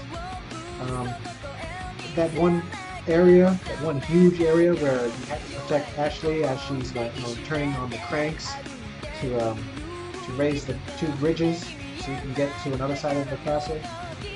But before that, you had to fight a whole bunch of, simps with those shields and flails. And when you shoot their head off, it just that giant clogger just comes out. Dang it!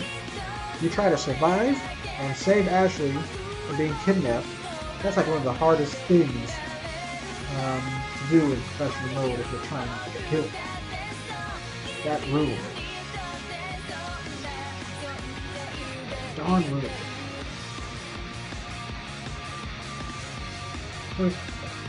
First one was just chilling, and you know his triggers, but you gotta watch past him. Yeah. Yeah.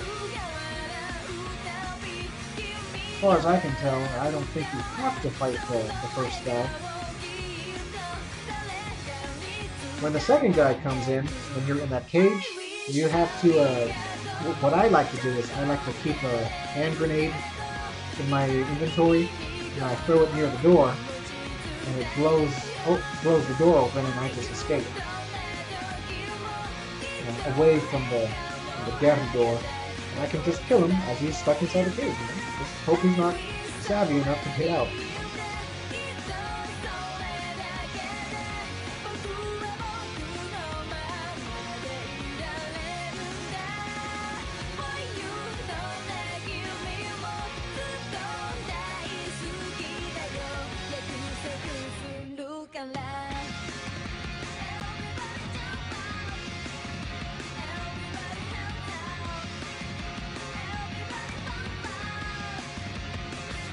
Oh man, the expert missions actually were annoying for me. Mostly the screaming from her got annoying, but still got a bit tedious having to always save her.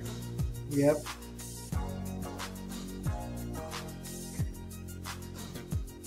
I know Ashley didn't bother me too much, but there were moments where I'm like, do I have to save her?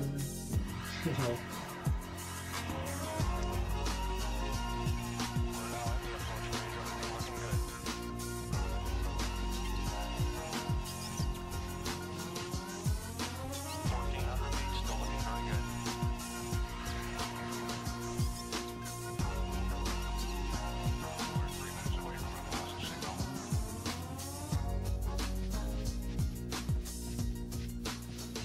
Alright. With the flat colors, now it's time for, shading.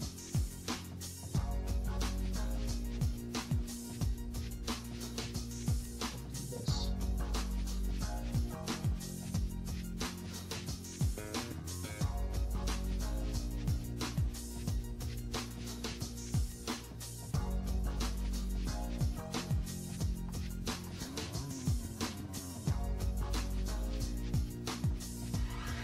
JFM, which one is better, Black Ops 4 or Battlefield 5? I haven't played either of them. I'm not too big on war games, first-person shooter games. Granted, I have played Call of Duty World War II last year. It was okay. But if I had to pick, I would probably play Battlefield 5. That moment in life when you question your duty in the game. Do I really have to save you? That's always the best thing. Yep.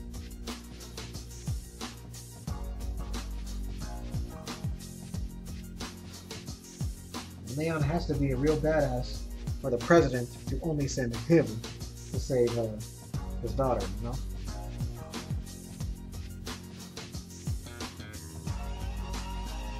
You would think, NATO or United Nations or Pentagon would be helping Leon or something. Maybe Navy SEALs? Nope, it's just Leon, you know. He survived Raccoon City.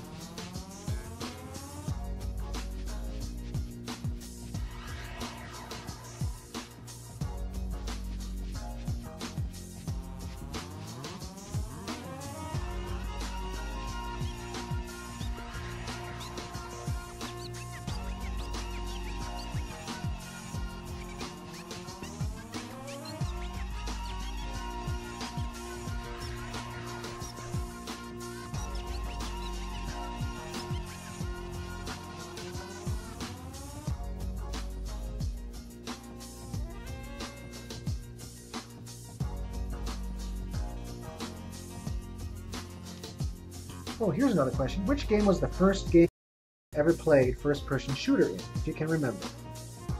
First-person shooter. The very first game. I would say either GoldenEye or Turok 2. Yeah. Turok 2, granted, it wasn't the best in graphics, but it did scare me. Especially the beginning cutscene. I just hated to see those big, bulky, dinosaur-looking guys, you know, attacking their camera. They were attacking me. Man, look, I was like 9 years old when I first played that, so take it easy on me. But still, that's probably my first-person shooter. And GoldenEye was another one that was close. Oh my gosh, I forgot to color just high.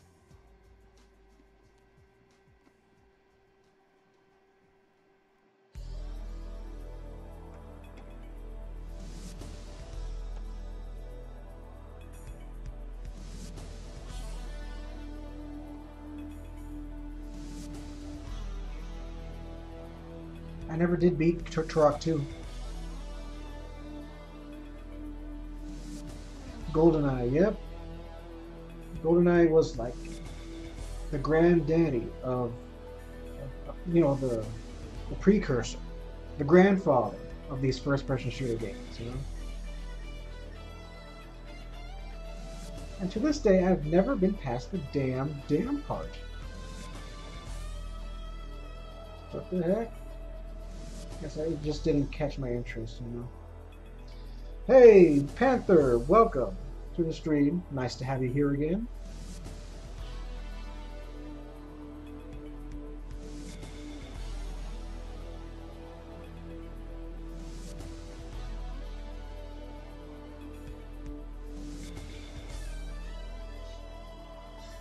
Alright, I have a question for the chat. Do you guys remember the very first video game you've ever played? I think mine was Super Mario World for the Super Nintendo.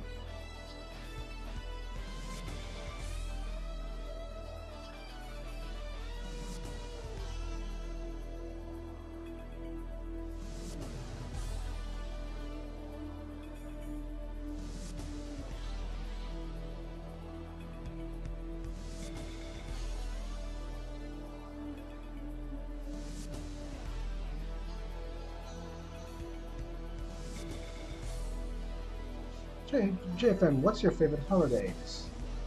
Well, I like Christmas. It's a great holiday. Halloween is kind of fun, but I don't get invited to parties or anything. I've never went trick-or-treating before in my life because we live so far away from everybody, and you know, being, you know, part of a Hispanic family, they don't do that. I think mine was Super Mario Land for the Game Boy. Yeah, that was an early one. That game is as old as me. It came out in 1989.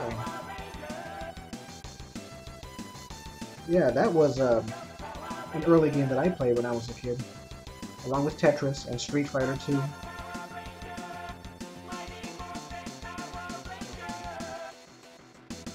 Sonic 2 or maybe Street Fighter 2 Turbo Edition. Yeah.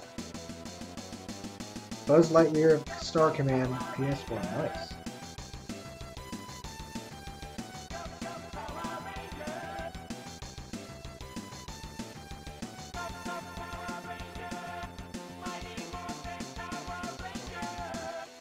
Alim Mahmood, welcome to the stream. Always nice to see you.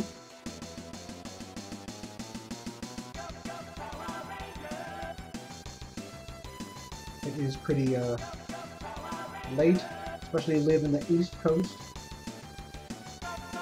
JFM after hours, after dark.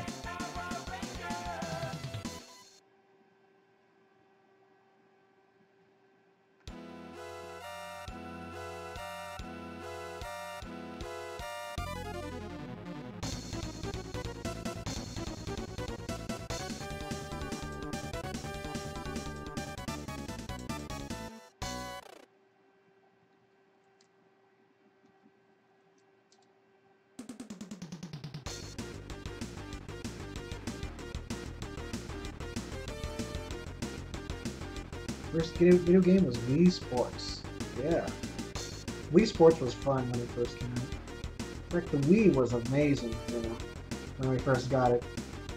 Wow.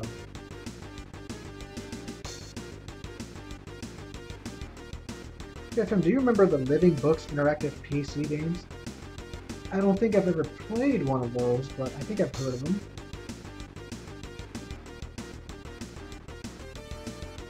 Hold on, wait.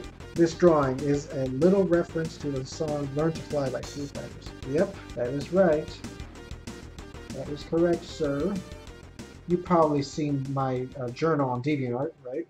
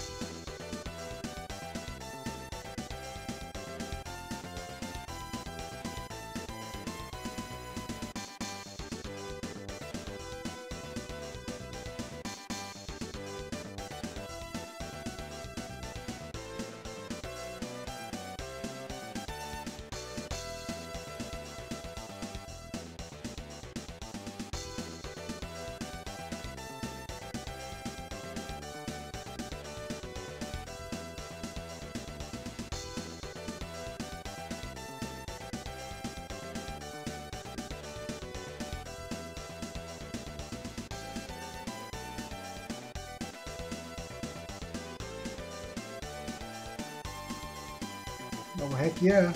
Got an emulator and got done playing this Power Rangers game. Love the music. Yeah, the music is awesome. I remember back in the day when we had the Super Nintendo, my parents would rent games from Blockbuster Video. Yeah, when it was still a thing. But mostly the games that I remember renting a lot that I loved but never owned was Street Fighter II Turbo, Batman Returns, and Power Rangers. I remember we rented the Power Ranger game once, and we rented Power Rangers the movie plenty of times, because that was my #1 game that I loved to play, but we never bought it, we just rented it. Now I have it for myself. But I was so obsessed with that game, man. Loved it as a kid.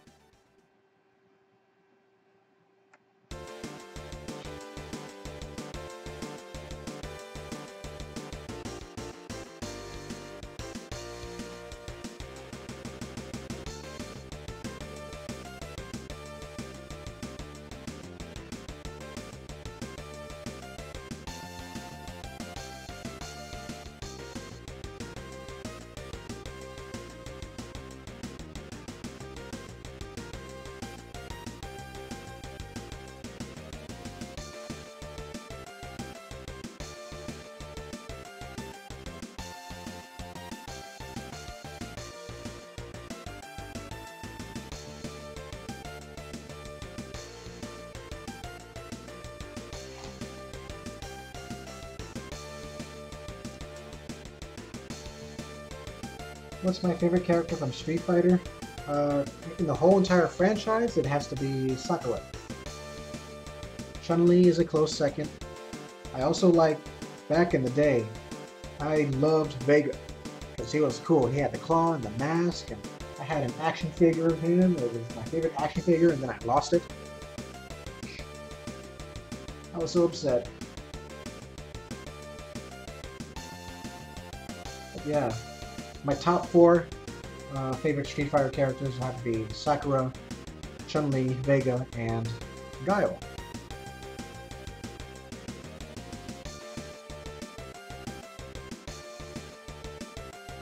You know what's weird? The females had male body types. Exactly. In the Power Ranger games, you mean? Yeah, the developers got a bit lazy and just used one Power Ranger sprite, and they just changed the color. But you can tell, if you look closely, it's actually the Red Ranger, with the same helmet and everything, just different colors. You would think they would improve in the movie version, but nope, they had 2 sprites. It was Tommy, the White Ranger, and the Red Ranger again. Wow. They couldn't make another sprite just for the girls.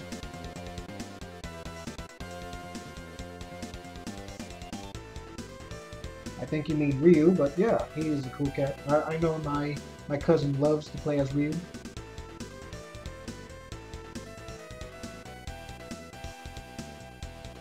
I sometimes like to play as Ryu, you know, and Ken, just so I can spam the Hadouken and the Shoryuken and the Kakashabukan and the spinning attack. Yeah, but Sakura, you know, she's my girl. And she has those moves too. I tried to play her as, you know, when I was, you know, playing Street Fighter V online, and I got my ass handed to me. I am not good at playing online with other people. I would rather play against a person right next to me.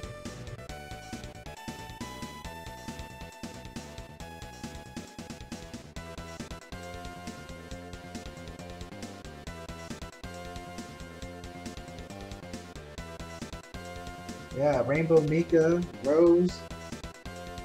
Really nice, yeah.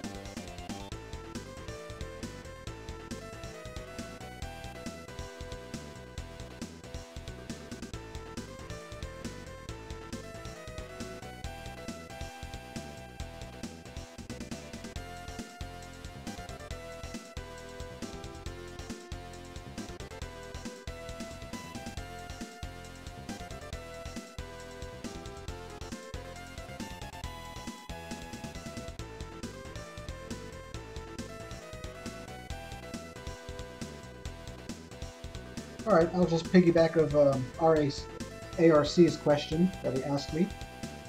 What are your guys' favorite holidays? I just answered Christmas. I'm curious, what are yours?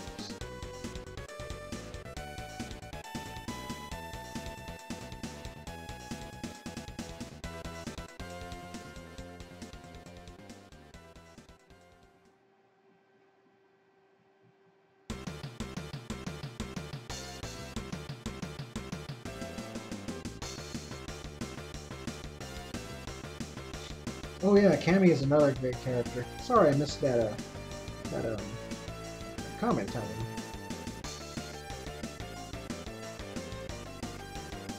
Christmas and the 4th of July? Yeah. Here in Alaska, we really can't celebrate 4th of July that well, since it's, you know, the sun is still out at night during the summer. Christmas, yeah, Christmas is great.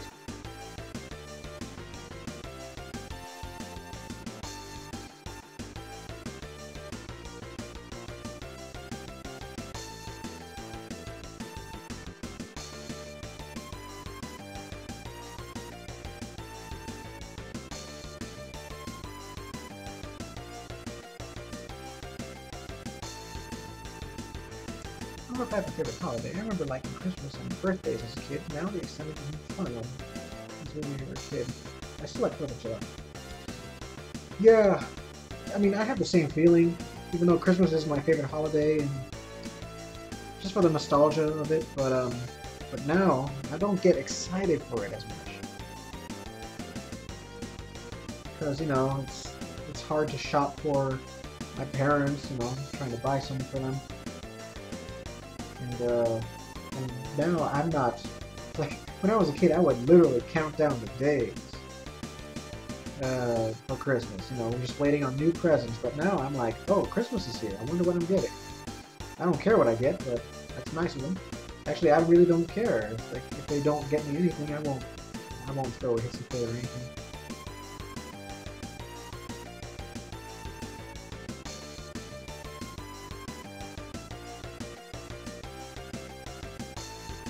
But yeah, lately, my family, we aren't really celebrating holidays together as much. It's sad, but I remember last year's Thanksgiving, it was nothing. We didn't sit together and eat. We didn't even have a turkey. We just had regular food or something. And it's alright though. Still, we ate separately. I don't know what's going to happen for this year's Thanksgiving, but I don't know.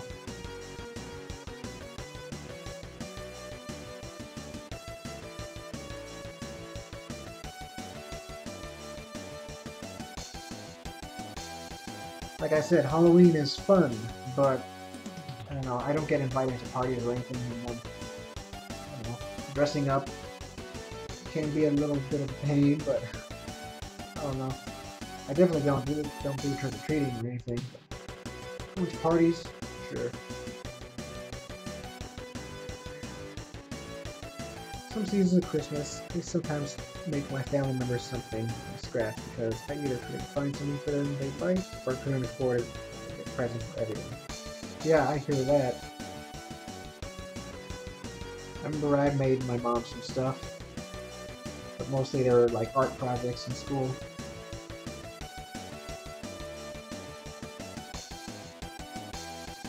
If I were to make a drawing for them, I don't know. Especially with my dad, if I were to draw something for him, I don't think he'll really appreciate it. I don't know.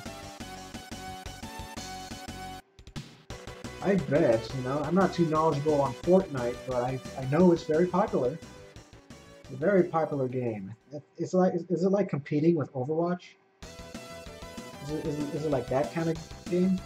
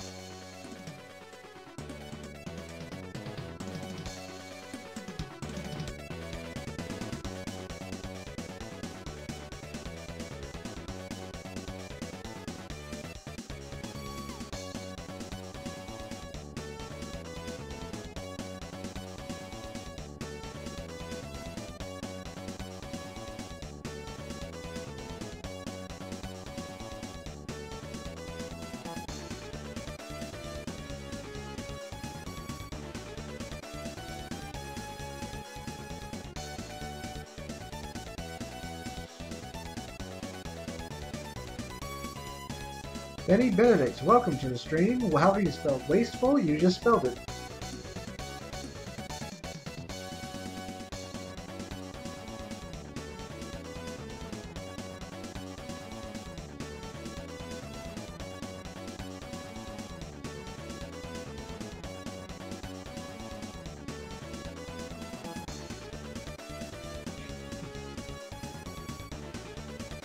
Yeah, you're welcome.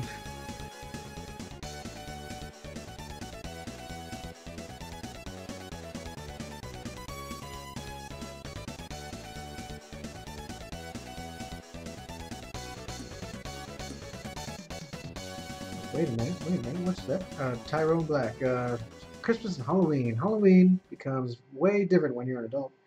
Yeah, especially with those sexy costumes. You've seen my Halloween special, right? Or all of my Halloween specials as I dress up as some dude or something. Yeah, in 2009, I dressed up as a girl. Basically, I dressed up as, Jenny or something. It was half-assed and everything, but it was for the specials, for the Halloween special and everything. I dressed up as Jenny again for my 2014 special. Yep. I had my mom do makeup for me and everything, so I looked better. But still, I really wouldn't want to dress up like a girl ever again. It's a pain. And for that Halloween special, I didn't do anything. It was just makeup, a wig. I wore a pink shirt, but that's it. Even that's a pain in the neck. I don't get how girls do it every day with the makeup.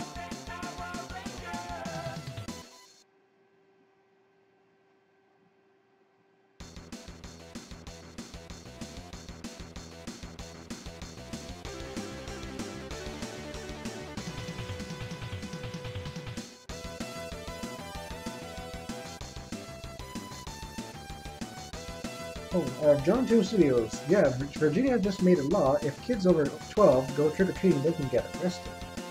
Oh, that's stupid. I think I've heard of that, yeah. That's real stupid, man. Come on.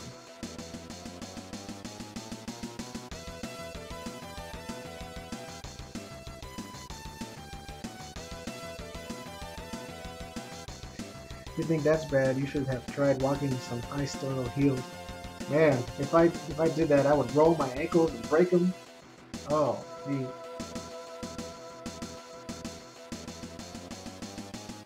I'd be like those girls in those old horror movies. Oh, I tripped and broke my ankle.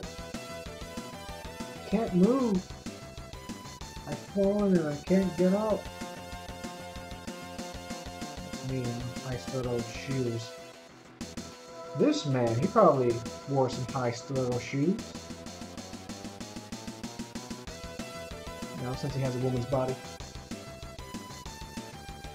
It feels like it's appropriate for him to wear some high heels to impress David, even though David doesn't want him.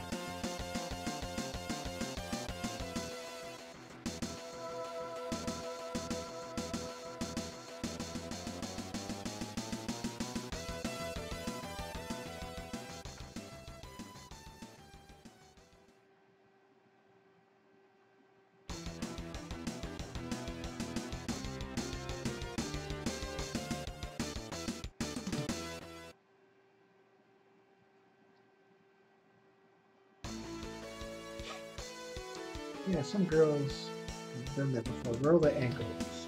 Me, I prefer boots if I feel like wearing anything close to a heel. Other than that, runners, in case I need to chase after someone. Yep.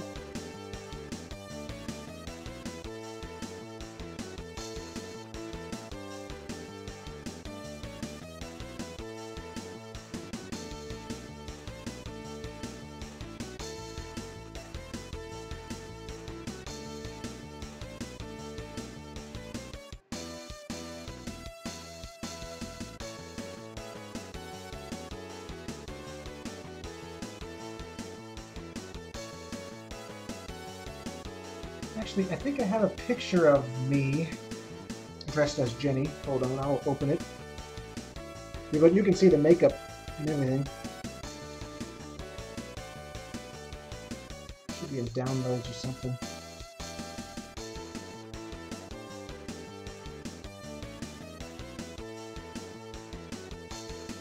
Ah, here it is. Yep, that is me, my costume. For that one video. Yeah, the makeup is great. I think I wore a different pair of glasses. Alright, I'll see you later, ARC. Should have photoshopped that nose to be a bit smaller.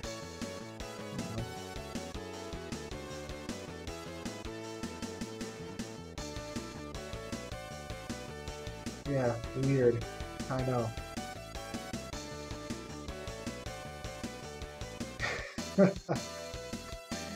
Yep.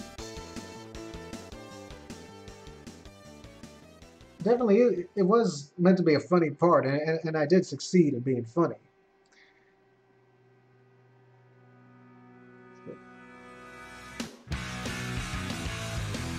Amy from Big Bang Theory. Oh, nice. Nice to know that I look like an actress or something.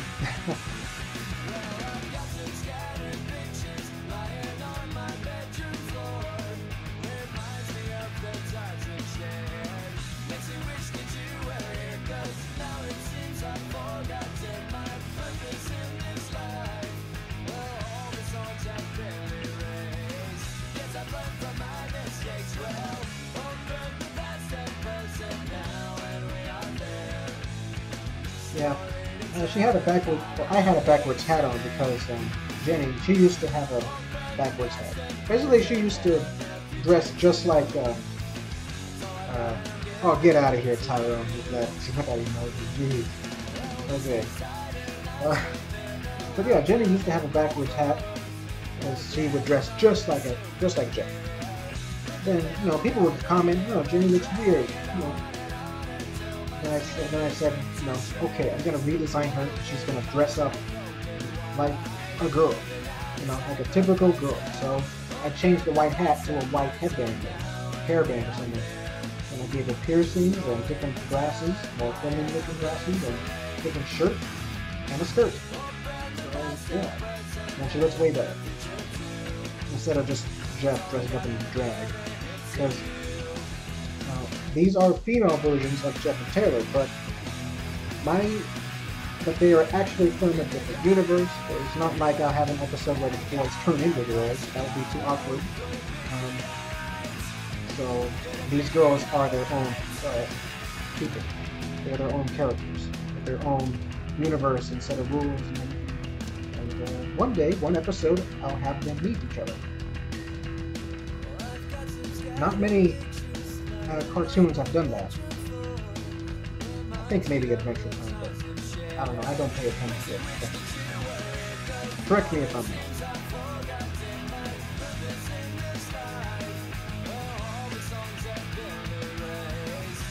Okay, so Green Day is playing. I like Green Day. I used to dislike them back in high school, thinking that they're like an emo band, but then I heard their earlier stuff and I'm like, hey, this is cool.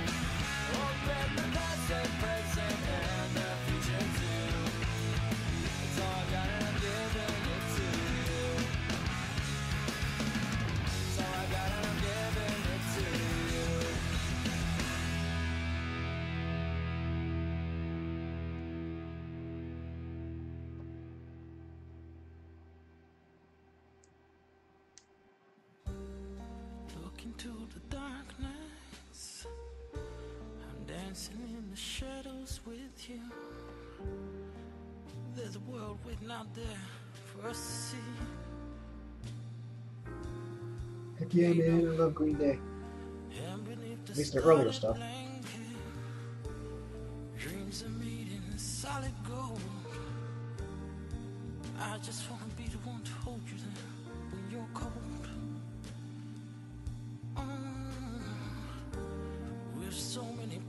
Revolution Radio. I probably heard that in the radio station, but I'll have to give it a listen again. Confirm that.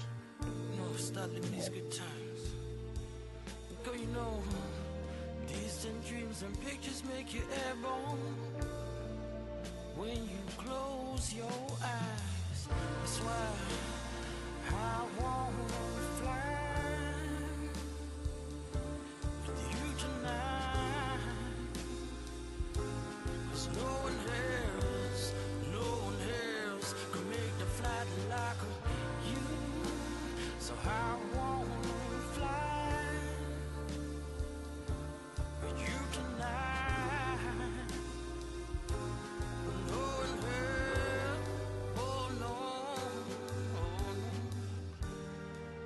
obviously indebted to you by the way that you make me feel. Those ice cold warm heart, you know that's always gonna be able to turn a dream to real. I say I'm touching on horizons with you. I got my sights on solid gold. I feel superhuman, baby. You know, like the way the marble make man feel in their shoes. Now check out what my mind say. Check out what my words say. Check out all my action. I just want your satisfaction. You know, 'cause I want to fly with you tonight. Oh, no one else could make the flight like you. So I want to fly, oh, with you tonight. And make our dreams a real life. You can tell I like to have fun shading. I said shading, not, you know.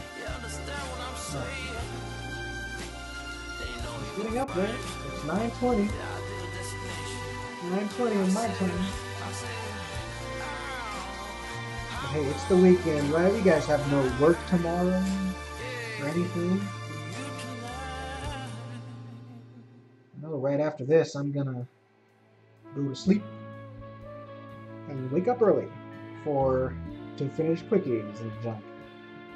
I have 11 left to finish, and I'm gonna do it.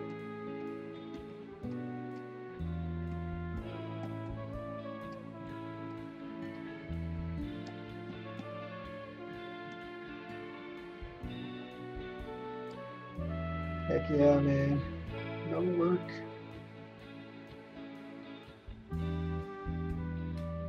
I think I told you in the DeviantArt note that I was dreading on a bus, and it's not ready yet for us. But there is another shuttle bus that we're working on. That one is not as bad because it's just one panel, but still it's pretty big. I had my doubts that it was going to fit inside the booth, but lo and behold, it barely did. We had to remove the antenna on top, but miraculously it fits. I don't think the other bus will fit though. You have to put it in the corner. The others. The other big stuff. And we just painted a small corner of a huge bus. It's one of those tour guide buses. And it was, you know, we had to get that ready in a couple hours, and we did. And I don't know what I would do without Josh, you know, my co-worker in the same department. He likes to climb on top of buses and do the masking up there. Me, well, I'm not really afraid of heights. I am afraid of falling. But still, I don't know what I would do, man.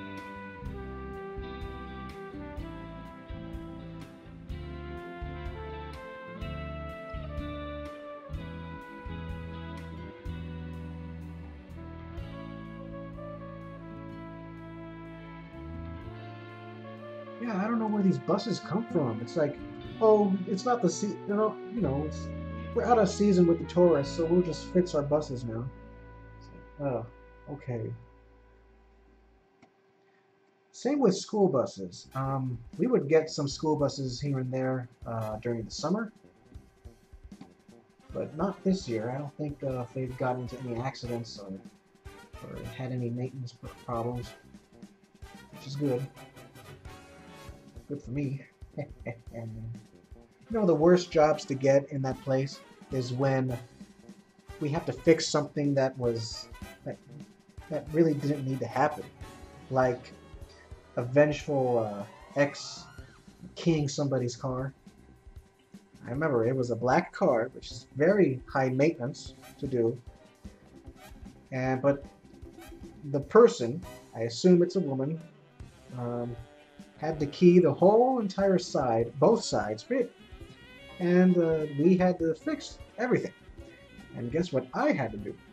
I had to buff the whole entire car. And like I said, black is the hardest color to make nice, to make it look nice, you know. Because no matter how many times I buff it, you can still see the swirl marks or spots that I miss when it's out in the sun. So yeah, that was a pain. But luckily, I don't think I've told you guys this, but last week we had a brand new Lexus come in, and it had an accident. You know, it's on the hood and one of the doors, and so we had to fix both of those. No blending or anything. And I was told that the customer was super picky. Oh, I don't want to open anything. Yeah, but she's super picky, and I had to get rid of all the dirt left and clean it and make it look perfect. So it took me a while. It took me like 2 days, but it was in there in the estimating bay, all looking nice. And after that, I had my day off, surprisingly. But when I came back, the car was gone. So yeah, I think the customer was happy with it. So yes, I like to think that I earned that day off because I was working hard on that Lexus and trying to make it look perfect. But yeah, that's my work week.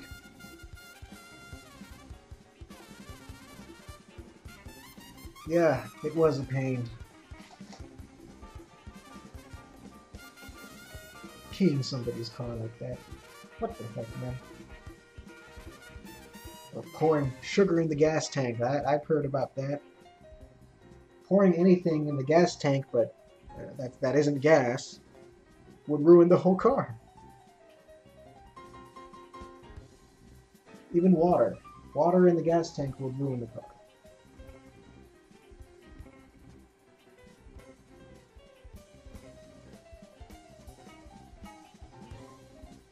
Okay, what am I doing here?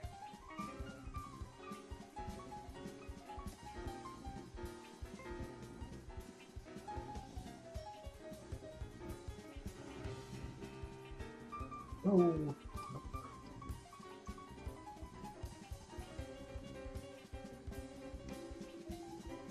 Oh yeah.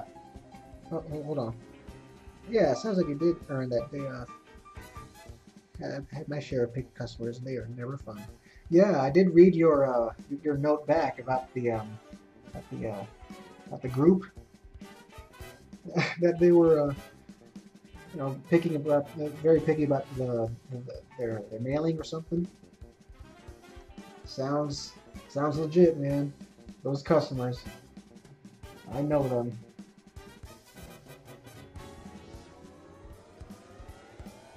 I've seen someone key the side of a car in big words and cheater. Yikes. Covered the whole driver's side from tire to tire. Wow.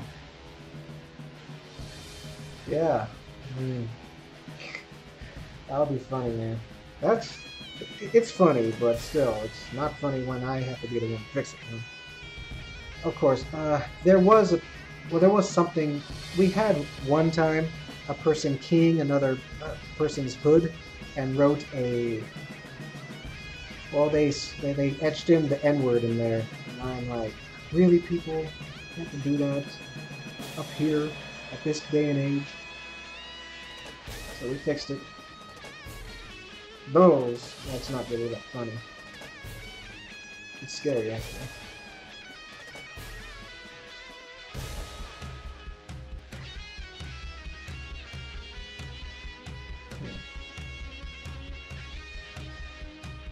Nope. Software won't do. Light won't do. Screen? Nope.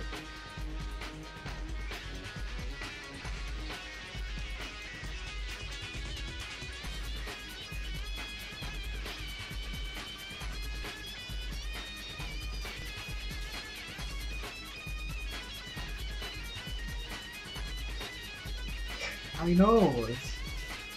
I find it very odd. Why would anybody want to do that?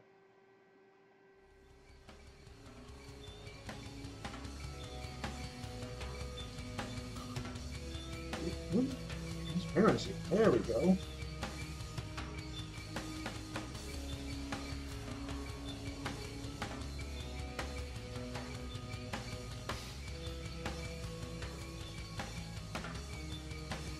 I'm gonna turn in for the night. I work in the morning. See you, JFM. Nice talking with y'all. Hey, always nice to see you, Tyrone. And I'll see you next time in another stream or video. But hope you have a great day at work tomorrow. Bye.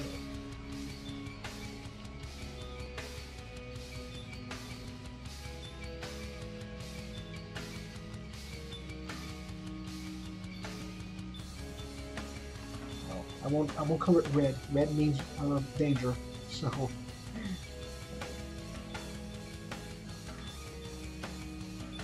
bright green.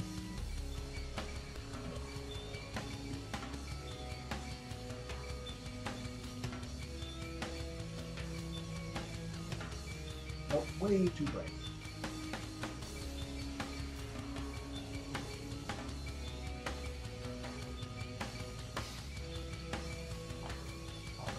All I need is to find a place to write my name. There we go. There, I'm going to do a little bit of vandalizing myself and etch my signature on this seat. Oh.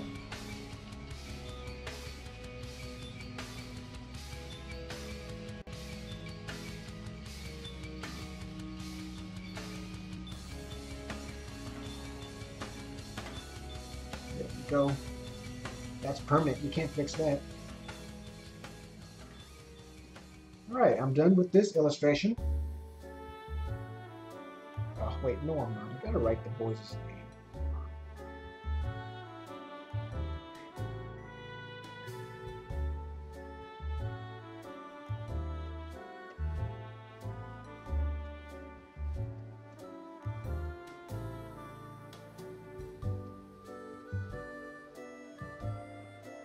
There we go.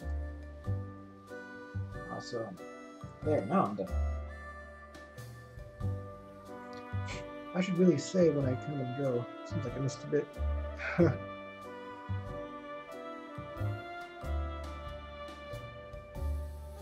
Yeah, I think you missed the bit when I was, ranting about work. That's what I was talking about. Yeah, that's done. J&T in the cockpit with their female counterparts. It's hard to draw this.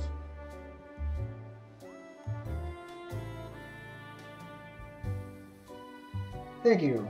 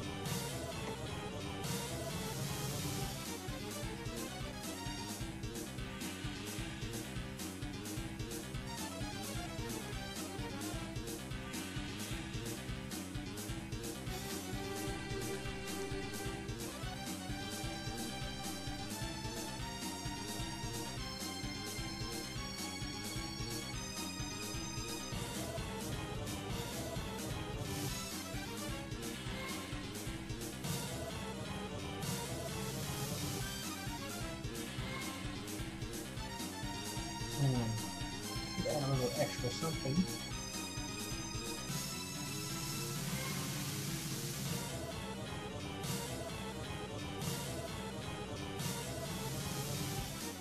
There we go.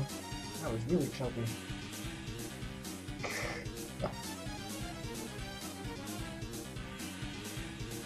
By her expression, Cindy is mildly concerned.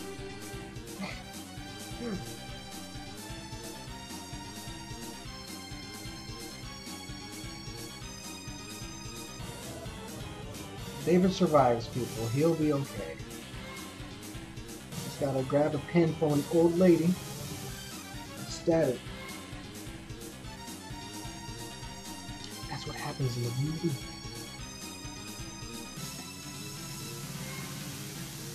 But yeah, I love doing these streams, man. It's a wonderful way to de-stress after a tough work week.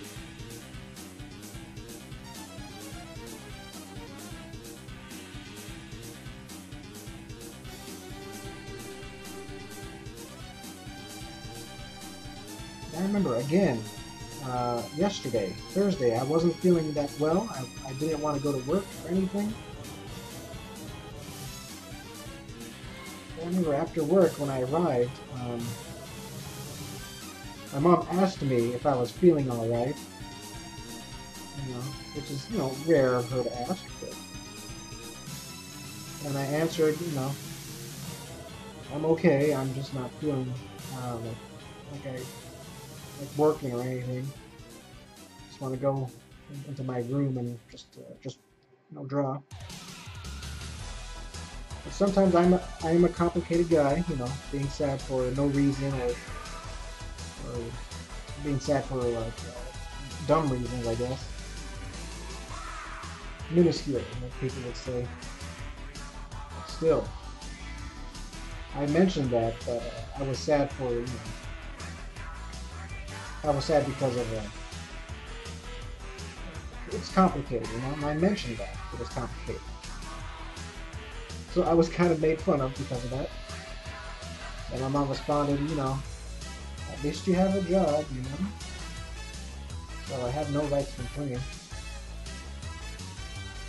Which is kind of true, but still, you can have all the money in the world, and you can still feel miserable.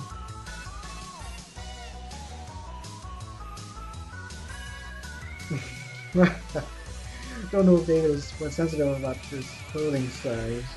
I don't know what gave him the idea of fitting into a child onesie. I think he accidentally grabbed it, you know, because that happened in the movie. Chris Farley accidentally grabs the child-size life jacket, and you know, just to show off how to blow into them, how to pull in the string. David actually pulls the string on the child size, thing,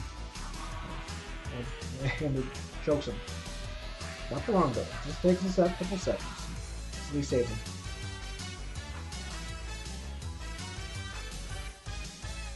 It's sad that people make fun of you and it's complicated.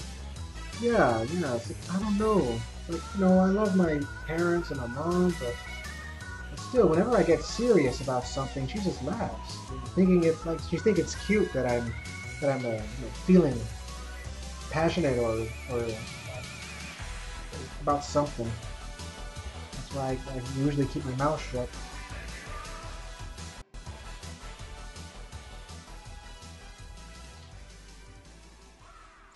I think I told you one time that whenever I'm sad or concerned about something, I never really talk about it to my parents or something. I usually like to have a small group of friends that would actually listen. So.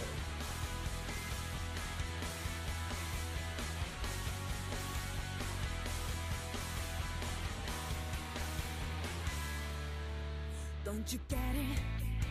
出会った瞬間に恋をすると心で感じてたそんなの言ったらきっと間違いなく笑われるかな君に You don't let me down whenever you love こんな気持ち初めて You don't let me down I gotta find out. Oh, yeah, let me see. Let me open. Let me see Jamie Cassidy. Yeah. Let me see those keys. Where are they?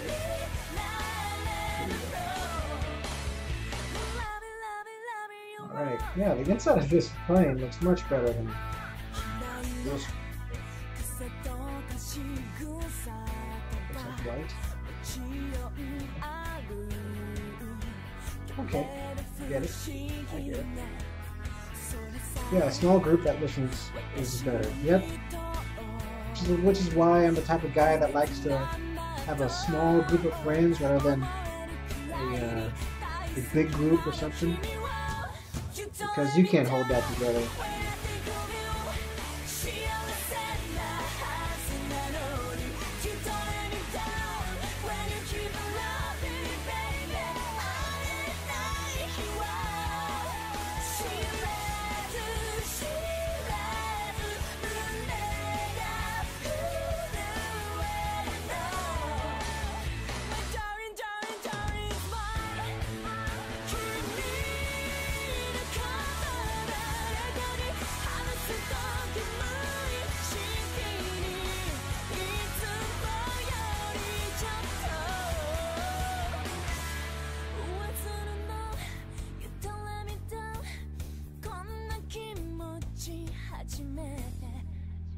You don't let me down when you had to kiss me, baby.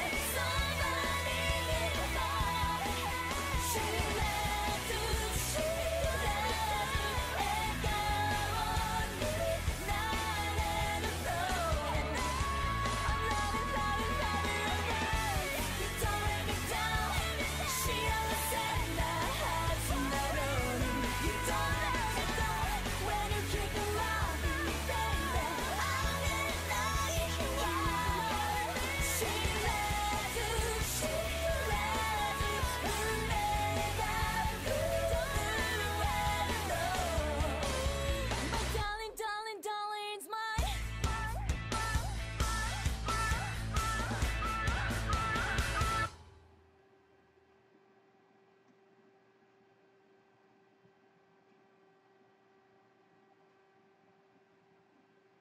Don't know if it helps, but I tend to talk to myself. Yeah, I do that too. Especially when I feel passionate about something. I like to imagine I'm talking to somebody. Ooh, yeah, the song that's playing, it's Cool Cat by Queen. It's one of those songs that explains me perfectly.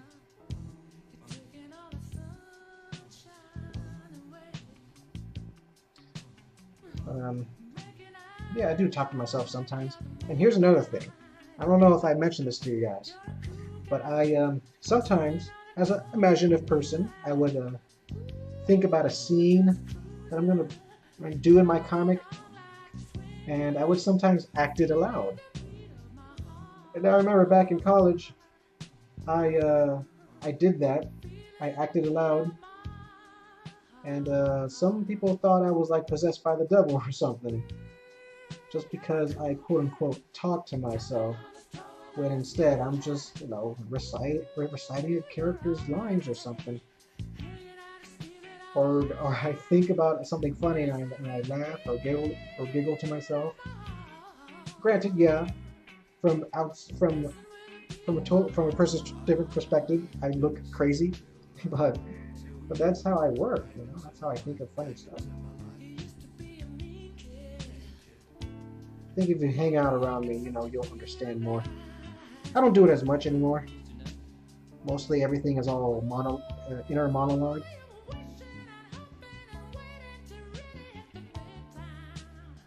Still, I grew up a lot in that art college and made friends, made lost friends too.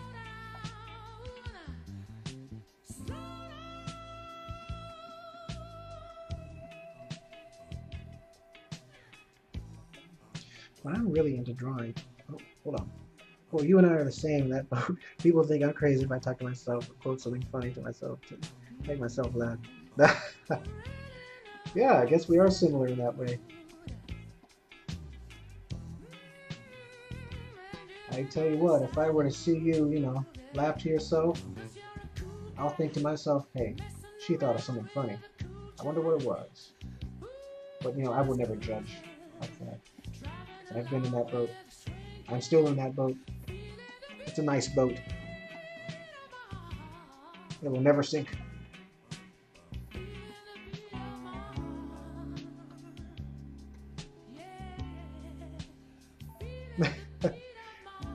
Exactly, man.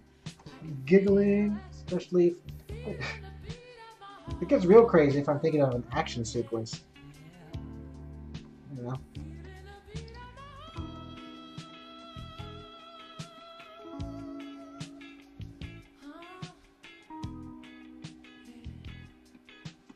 Yeah, heck yeah.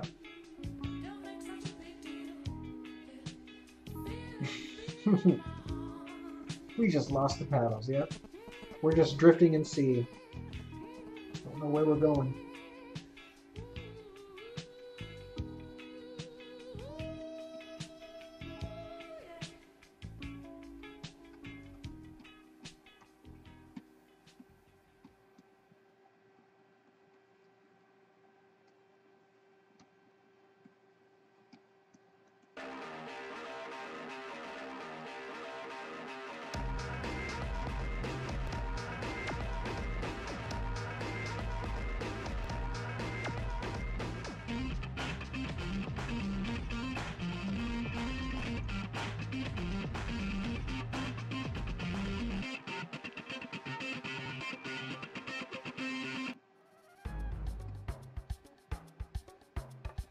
I've been streaming for almost 3 hours now. Well, I'm almost done. Don't worry. I don't mean to keep you guys up. There's 6 people watching. Okay, good.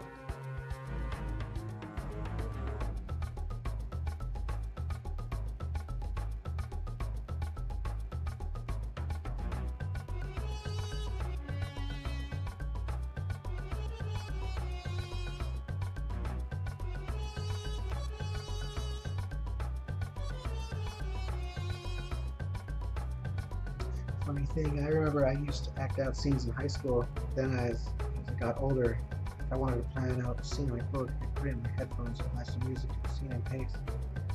Yeah. I sometimes do that too, with music. In fact, yeah, music really helps me think of some ideas. When I'm just listening to music just for fun, I like to imagine the music video or an animated music video that I would do. You know, that's always fun. Starring like my characters or something.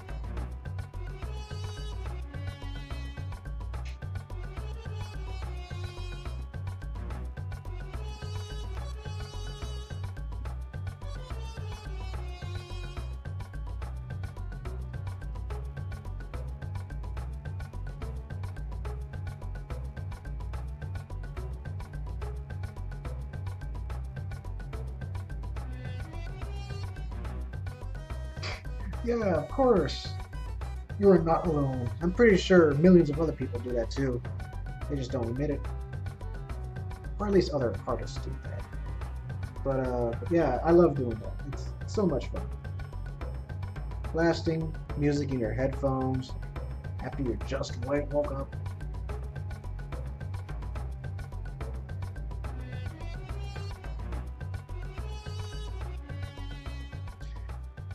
Awesome, yeah. See?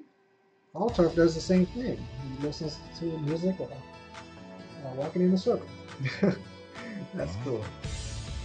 If I really want to get... Sorry, I'm just listening to the background music. What you're listening to now is my next JNT opening animatic. Yeah. So much fun.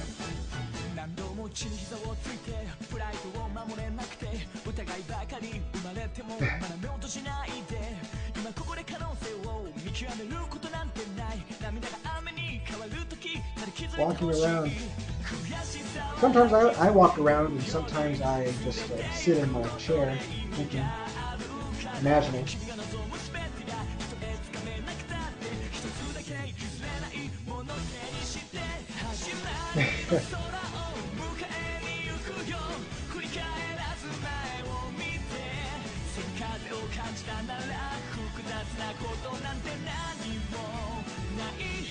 But if I'm sitting down, I would rock back and forth.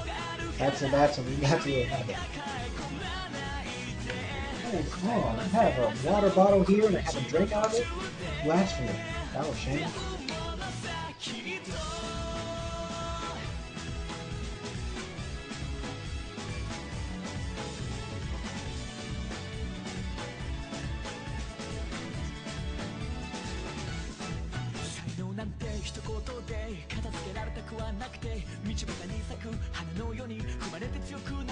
I like to feel the energy running through me after planning on the scene.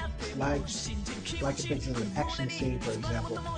Yeah, I do this. I know I keep repeating myself. I do the same thing whenever I listen to like epic music or epic, orchestra music. I think about my my adventure series, Project JA, and I just imagine what the characters would do during that sequence. Like if Jeff jumps down and punches a guy, you would see me, doing that same thing, kind of. So it's very cool. But nowadays I like to do it when I'm alone. No one can see me. Luckily, when I do that at work, when I'm listening on the headphones, no one gave me a weird stare. They're just too preoccupied with their own stuff.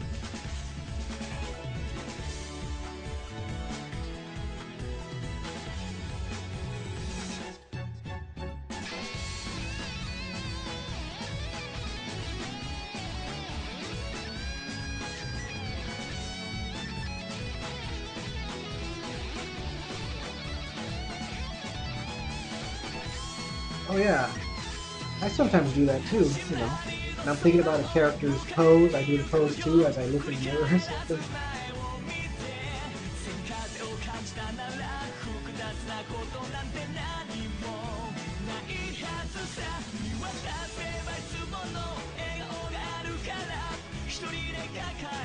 Unfortunately, I do not have a mirror in my studio.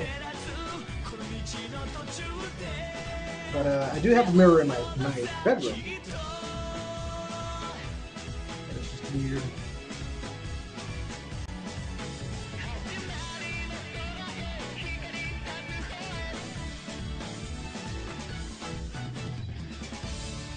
Mirror weighted tongue hanging it up. Yeah.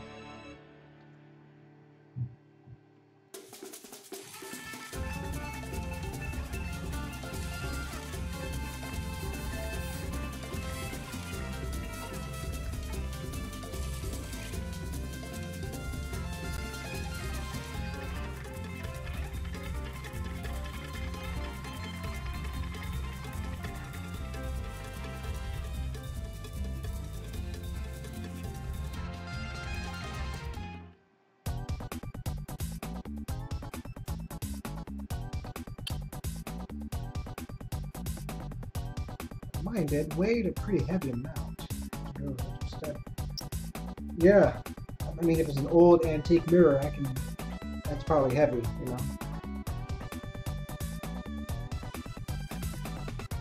I hope you had help with that thing.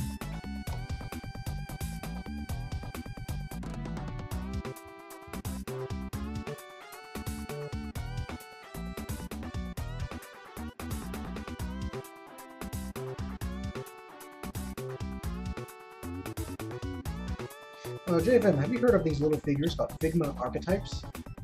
I haven't, I don't think so. I'll check online. But I am... Hold on. I forgot to save them as JPEGs, jeez.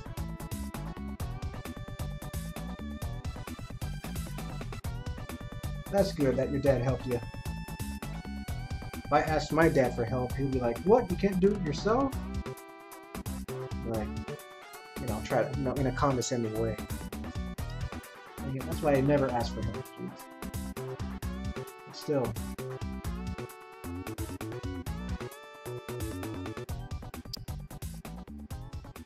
Getting help is nice, Oh, just last week, I think I told you guys this, but I worked on my truck last Saturday.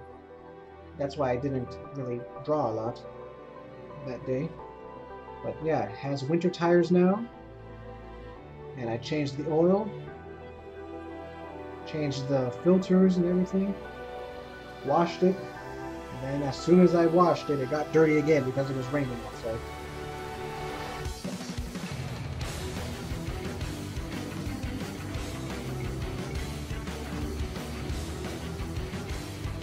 It's nice that you got help though. Also, my friend Rory was there, helping me with the tires and winterizing the truck, and he also helped me install some indoor lights. So that was very cool.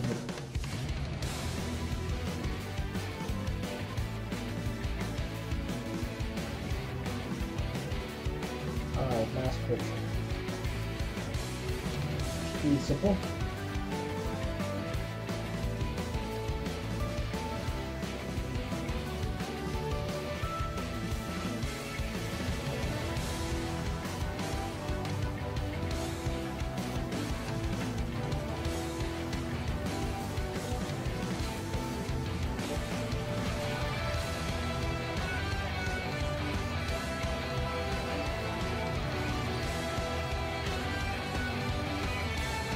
Yeah, those indoor lights. I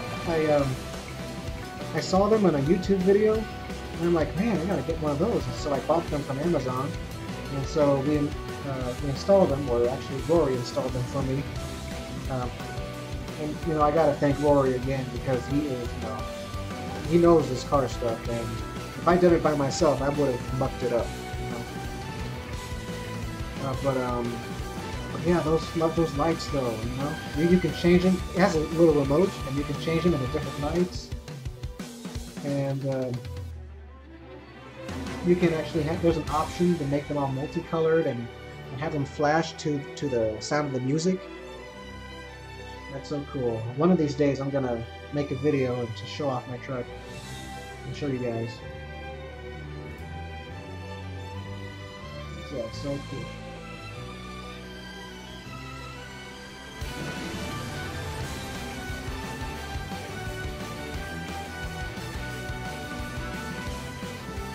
Yeah, David did turn purple. I thought that was a nice little touch.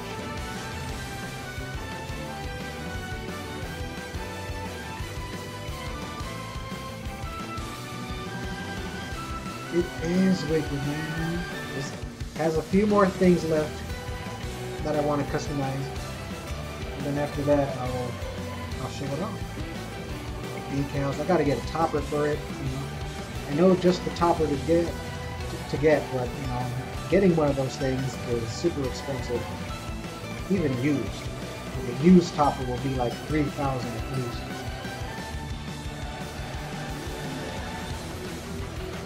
Especially with the size that I want to get. But I'll get it, you know.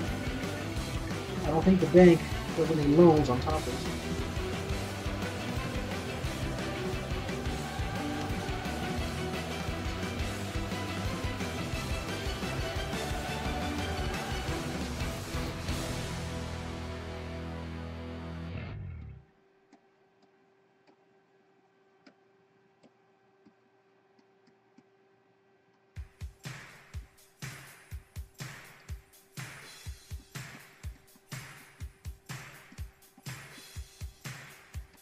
We're almost at the 3-hour mark.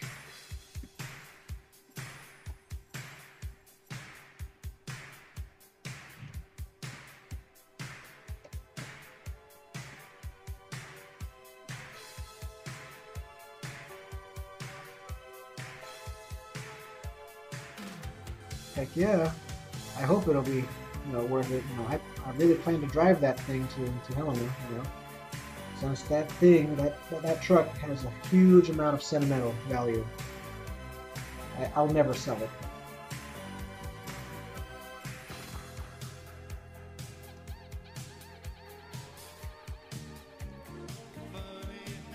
Because, you know, I've been a fan of those Toyota Tacomas, just because I like the style.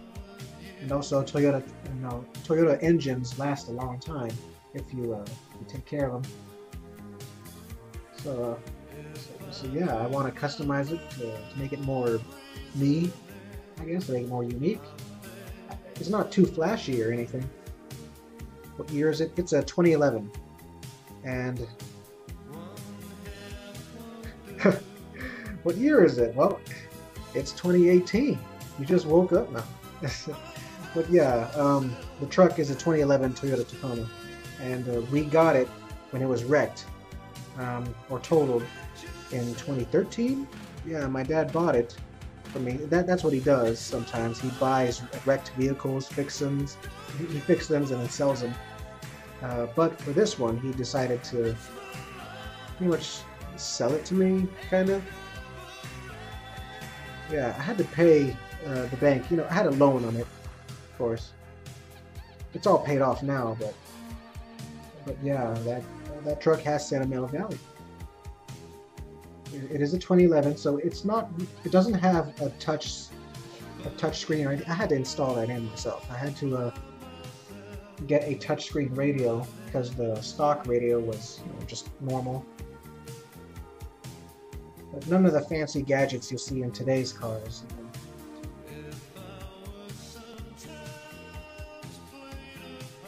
Which is okay for me. I'm not high maintenance, I'm not like that.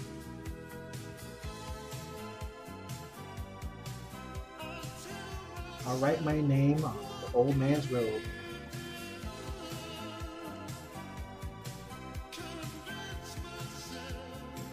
As a JFM road. This is a JFM, an official JFM road. He's happy.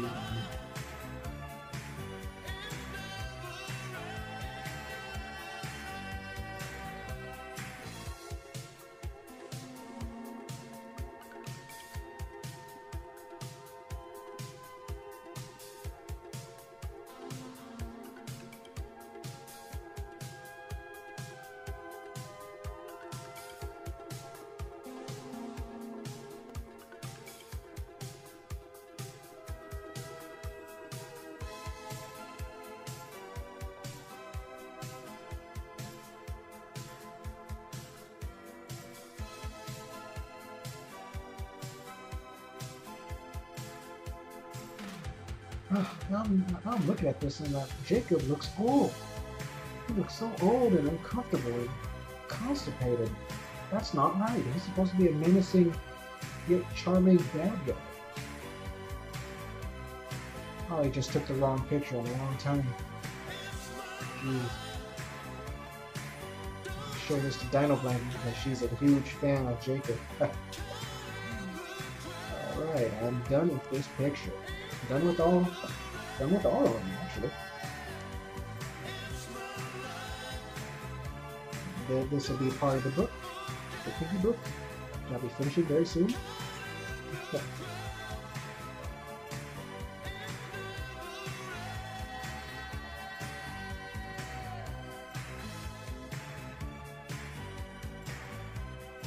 we go.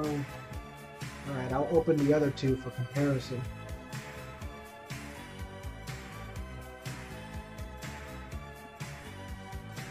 Alright, you remember this from last week. Yeah, Blue and Kim drinking something. All the waiting in the back. West End Girls lollygagging in the back. Reading Folks magazine. Jade and Cassidy taking a selfie with river spray cranberry stuff. Austin Trout looking weird, looking at them all weird. I just finished Holly with Jacob and that dumb selfie and Bobby Amber in the back. David choking on the life jacket. And Jeff and Taylor showing Jenny and Trina the cockpit.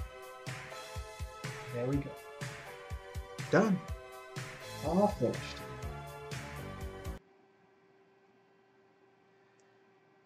Alright, and this stream has gone on for 3 hours and 5 minutes.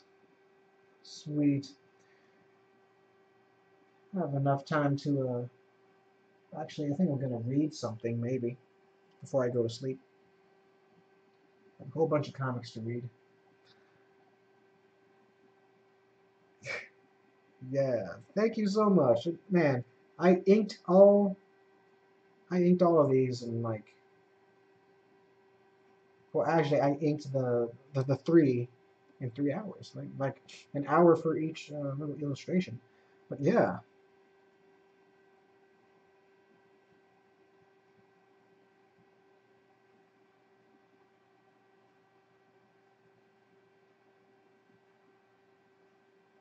Yep. It's that's what I was aiming for, like some sort of photo. The only photos that weren't taken by a person was the selfies, like the Cassidy selfie and the Holly selfie. But the other ones were taken by photos, by people, other people. But yeah, thank you guys so much for joining the stream, and thank you for the compliments. I always enjoy them, and I thank you guys for supporting me always. Whenever I'm down, you guys cheer me up.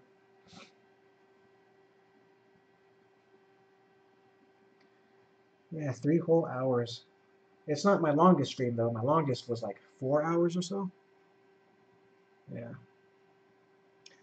That's gonna change when I do the Patreon drive. That's gonna take about maybe 6. All right then. Lower the volume a bit. Yeah, and it's great to talk to you guys in the stream. It's amazing. Technology. What will I think of next? Yeah, John Toon Studios, Positively More. Thank you so much. Altar from Akigama. Akagami. Akagami. Sorry, I keep messing up on your name. Sorry, but I know who you are. Come on. Akagami. Thank you so much for joining the stream as always.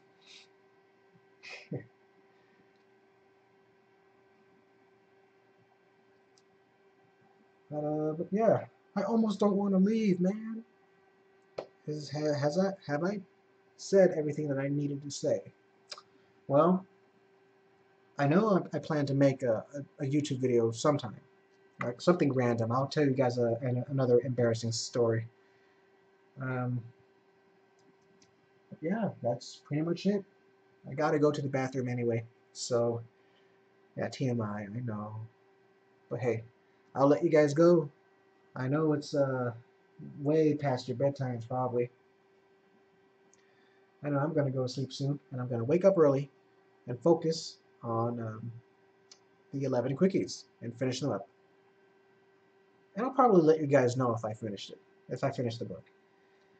All right. So that's it, guys. I'll see you guys later in another video. And once again, thank you for joining the stream and supporting me. All right, guys. JFM out. Goodbye.